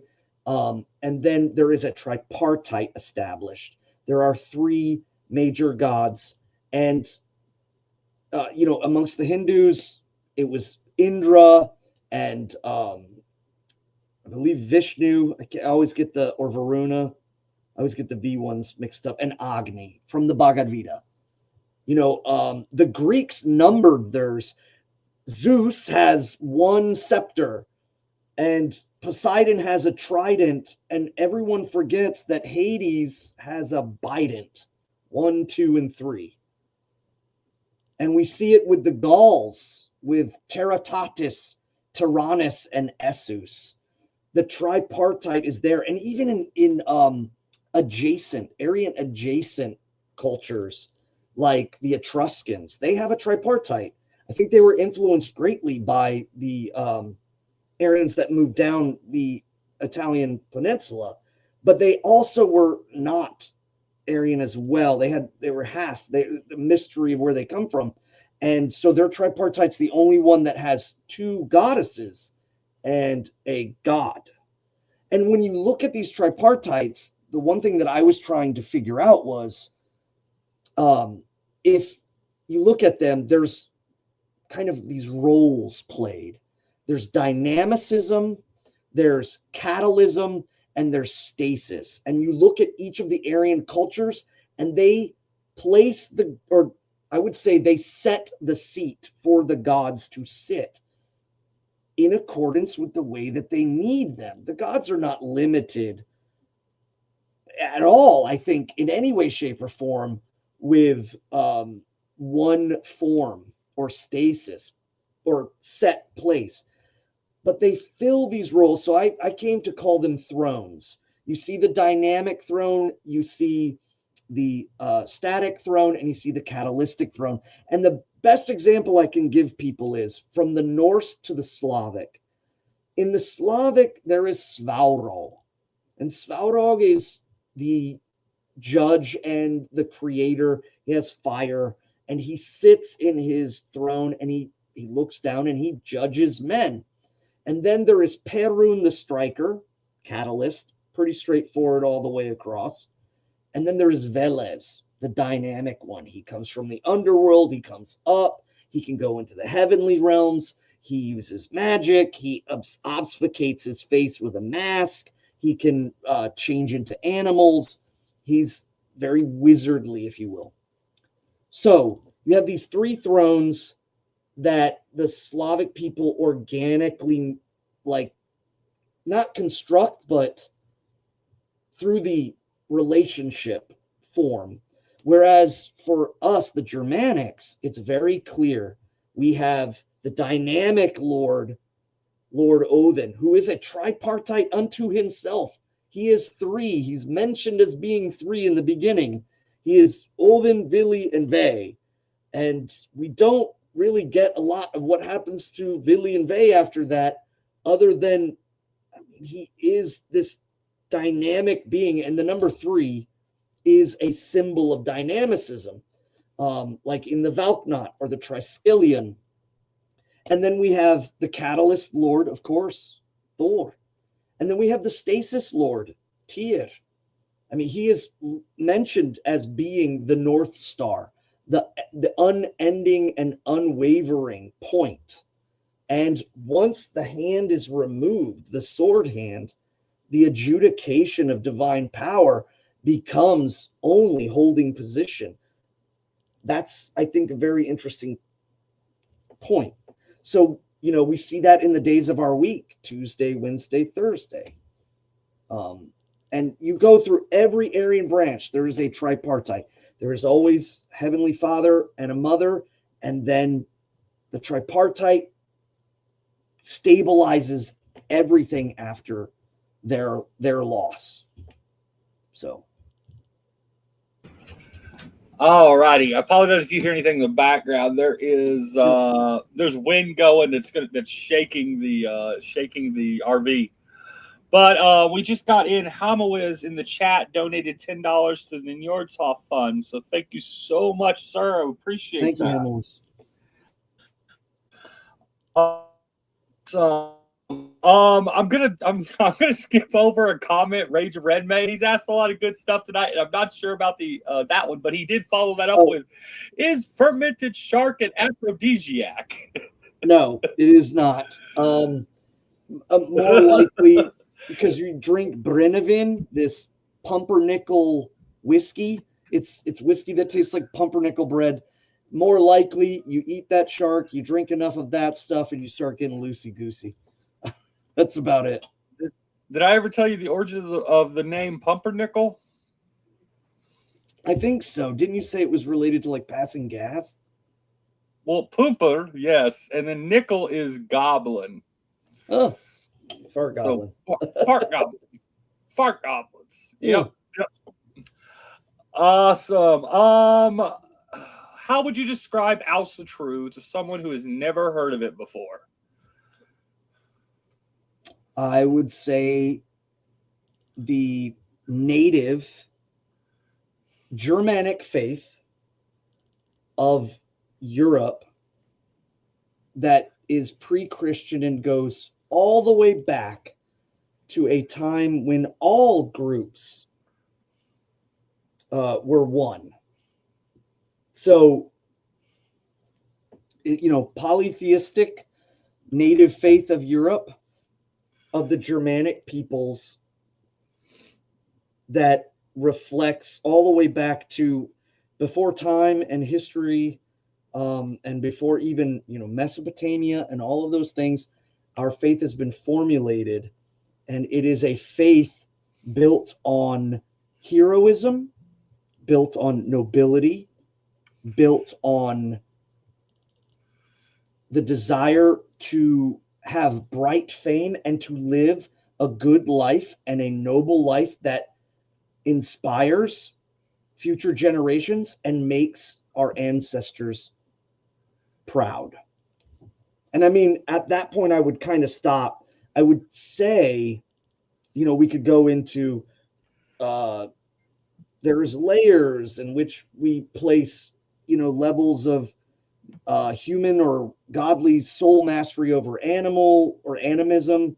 And we have ancestor worship, and we are polytheistic, and so on and so forth. But I would just go with that, is that we are a faith that extends before time recorded with our people, but eventually culminated in the Germanic culture, and I think was the least molested. It's the most unobscured of all of the branches through migration that has culminated in the Germanic people, and eventually and lastly the Nordic people before Christianity worked its way in through Europe.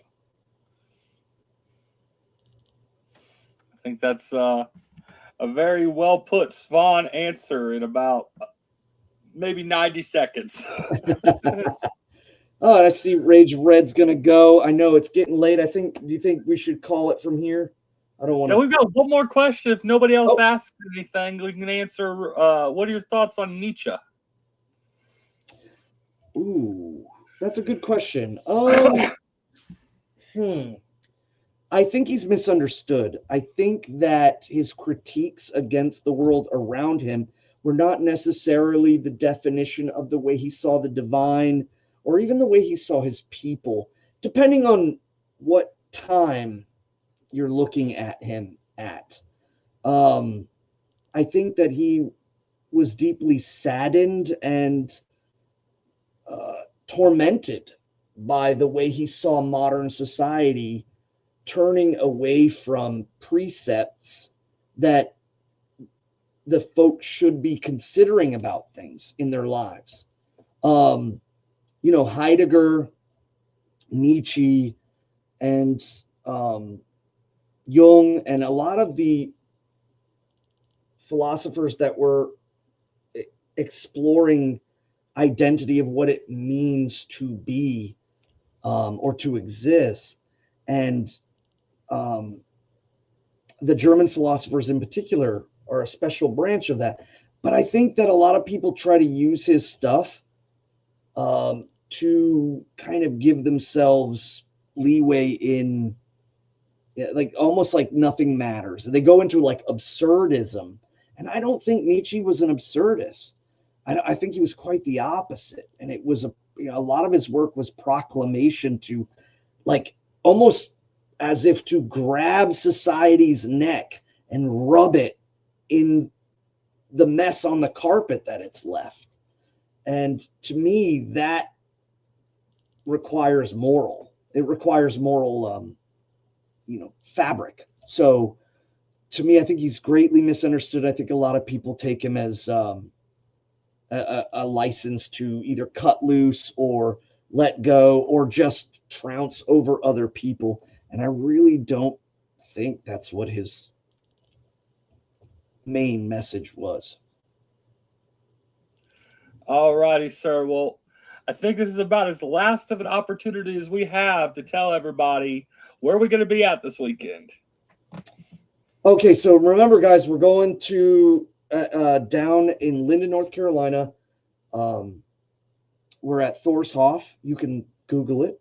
It's on Google Maps. You just type in Thorshoff. You don't have to put the thorn. You can just put TH. It'll get you there. Come on down. We have Friday, Saturday, and Sunday. If you're only able to make it on Saturday, please do. You don't have to register or anything. You show up there. Everybody will be there. They'll be able to take care of you and where we're going. There's going to be an awesome auction. There's going to be lots of fun, kids, egg hunts, storytelling classes, and just having the chance to meet everyone in person. Yeah, we've got bloats and rituals every single day. On Friday, I will be doing the welcoming of the gods. And then we will have the Alsherjargoti in the evening doing Thorblot. And then on Saturday, of course, I believe it's going to be Witten Eriksson's going to be doing Alstaroblot. We'll have Sumbul, the auction, as you mentioned. Yeah. Talks on Ostara and all kinds of other fun stuff. I wanted to answer this. The White Horse Asatru wrote in a question about Adumla being considered a goddess since she gave sustenance to Bor. First off, that re-emphasizes the tripartite. In the beginning, there was Muspelheim and Niflheim. And when they extracted, there were three things in Gunungagap.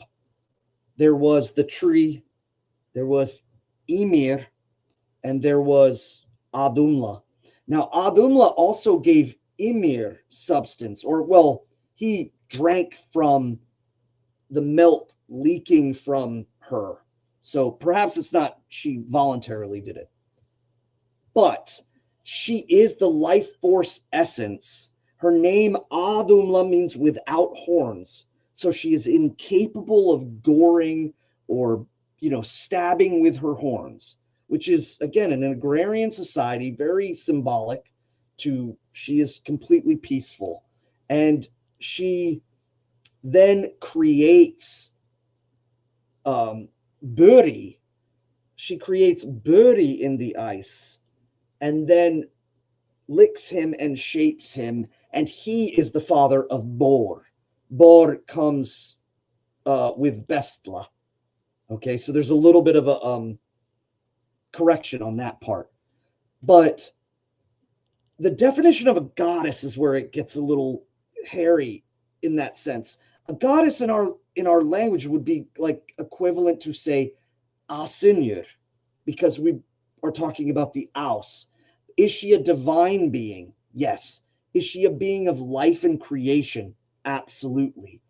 And when she shaped Buri and gave him the notion to go and leave the gap and go live in Niflheim with some of the most ancient Jotuns there, she did that with a sense of care to get him away from Ymir. But it wasn't for long. He lives amongst them and he has a son.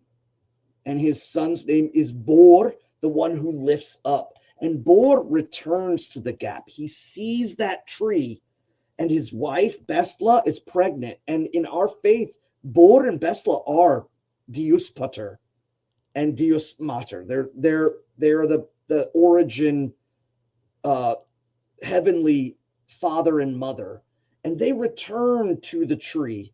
But what's there at the tree is the slumbering Ymir, with any possibility of waking up at that point. So over time, it becomes apparent they're going to have to slay Ymir. And it is the three young children born of Bestla, the Odin, Vili, and Ve, these three, again, as gods would be if you were talking about age. This is in the beginning. They're young and brash, and they go down and they slay Ymir after all of this talk about the dangers of him.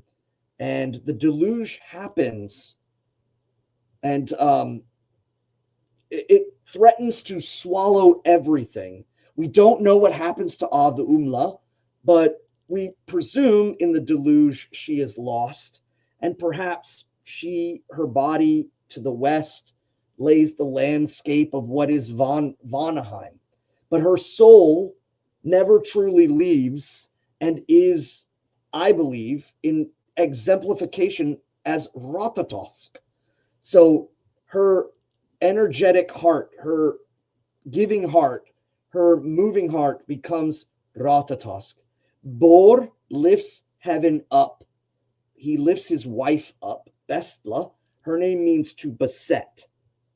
So of heaven, Bor and Bestla make Himmelberg, the mountains of heaven, where their children can reside and preside over the middle world. So Bor lifts up, Bestla besets, and their souls rise up to the top of Yggdrasil as an eagle and a hawk. And in the slaying of Ymir, from his blood, the deluge of water, but a dark and secret thing crept out of that wound, and it goes all the way down to Niflheim and takes the shape of Nidalgur. And that's why Nidalgur is trying to bite the root that holds Yggdrasil, to stop the cycle of souls and to untether the very cosmos circulatory system. It is tethered by the first root in Niflheim. And so he is desperately trying to rip it. Is he Ymir? No. The transference between the soul and the identity, I don't know if it's the same as humanity, but I certainly believe that there is one that beget from the event another. I hope that answers that. That was a long answer, though. No, it's one of my favorite stories.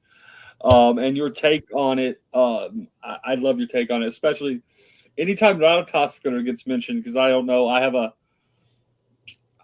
an affinity. Yeah, and that drive. Now, bear in mind, folks, if you're going to go look in the lore, you're not going to see this. This is actually from my personal religious observation and belief and insight to that nothing just simply is created out of nothing, and nothing simply dies and disappears, but that tripartite is formulated in the gap, and all things come from that. And so the only thing that survives from the original tripartite is Yggdrasil, which is why Lord Odin synthesizes himself to it, because Yggdrasil and the ones that have grown before it in same ilk, he wants to know how deep their roots go. So he does that, but Adumla as a spirit is a giving spirit, and when it's released from creation, it then becomes communication. When Ymir is released from his slumber, he becomes an active, destructing, violent serpent that's trying to destroy. And when Bor and Bestla are released from their duty, they go up and preside as watchful guardians over the heavenly realm, where their children reside. Ryan does not want us to go to bed. He continues on. Nidhogger could be from the multi-headed son of Ymir's lower part. Giants turn to dragons like Fafnir, right? I heard Besla means bark of a tree from the great tree. Is that not so? So Fafnir as a mortal is generally the way I've always seen him written as. He is the son, I forgot his name, but his brothers are Rayin, who is a human as well, that learns from dwarven smiths. Fafnir is a magician like his father, and so is Otar. Otar, of course, turns into an otter and gets slain by Loki. But as far as them being Jotuns, the other thing is I am a believer that the lore in which it states when the deluge happens, the only thing that saves the gods is the rising up, the separation of heaven from the middle world, and everything else gets, gone. And it says Bergelmer, the son of Allgelmer. Allgelmer is just another name for Ymir. He escapes with his wife, and the kin of Jotuns spring from him. So there's no mention of, in essence, the chaotic, large, gigantic beasts that come out of Ymir. When the three brothers come down and slay him, they are wiped away. A cataclysmic event.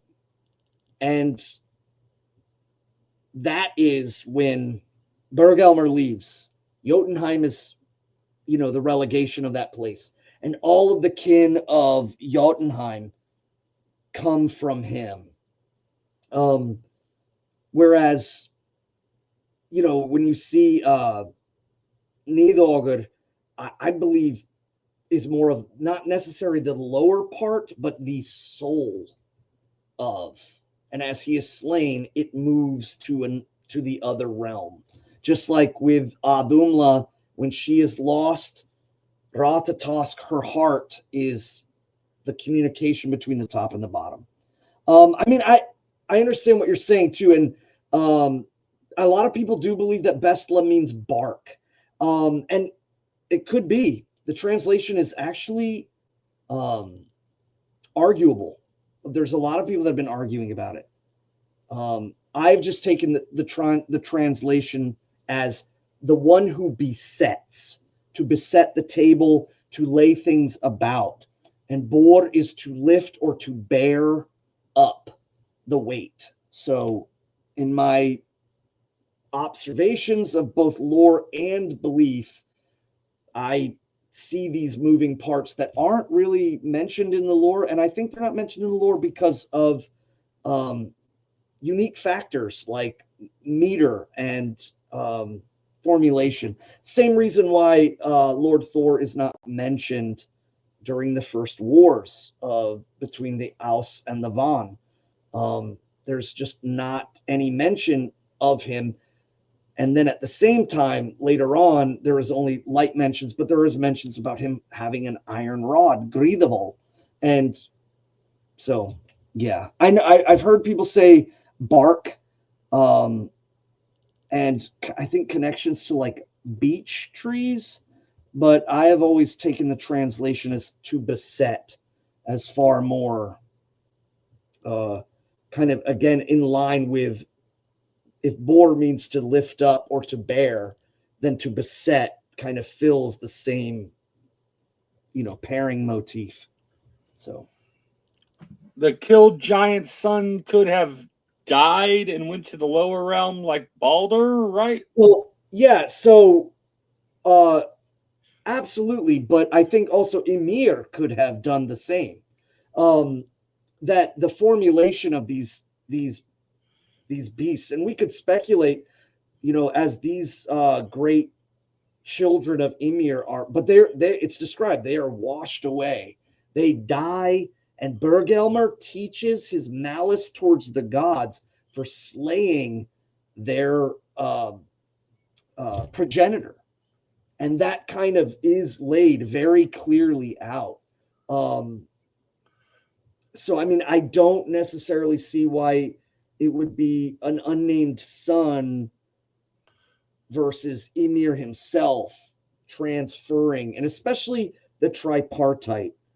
There's a difference between the multitude of beasts, the multi-headed creatures that pop out of Ymir in that time when Ymir is the Jotnar and the Jotnar are in Dominion. They're running everything. And then the three come down and there is a deluge. This is even before the Vanir. And all of them are slain. So out of that tripartite, only two of them are ended and one of them remains. And that's Yggdrasil remains, and Adumla and Ymir are no longer, you could say they're no longer in the story, but at the same time, I think it's more likely the essence or the major being that is mentioned in one part of the story. It would be better to perhaps see them as moving as opposed to perhaps just an element of them, or a piece of them. All righty, sir. Well, you know how it goes to wrap this thing up. All right. Well, I thank everybody for tuning in tonight.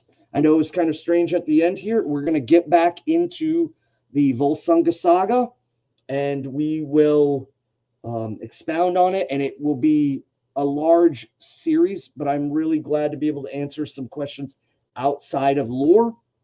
And I really look forward to seeing you guys in 2 weeks from now. Or are we doing this straight shot? Is it one after another? Nope, we're going to do every other week like we have been. Okay. Next week is more adulting with Alan. Gotcha. So bear that in mind, folks. This is lore every other week. We're not going to be doing it, 1 week after another.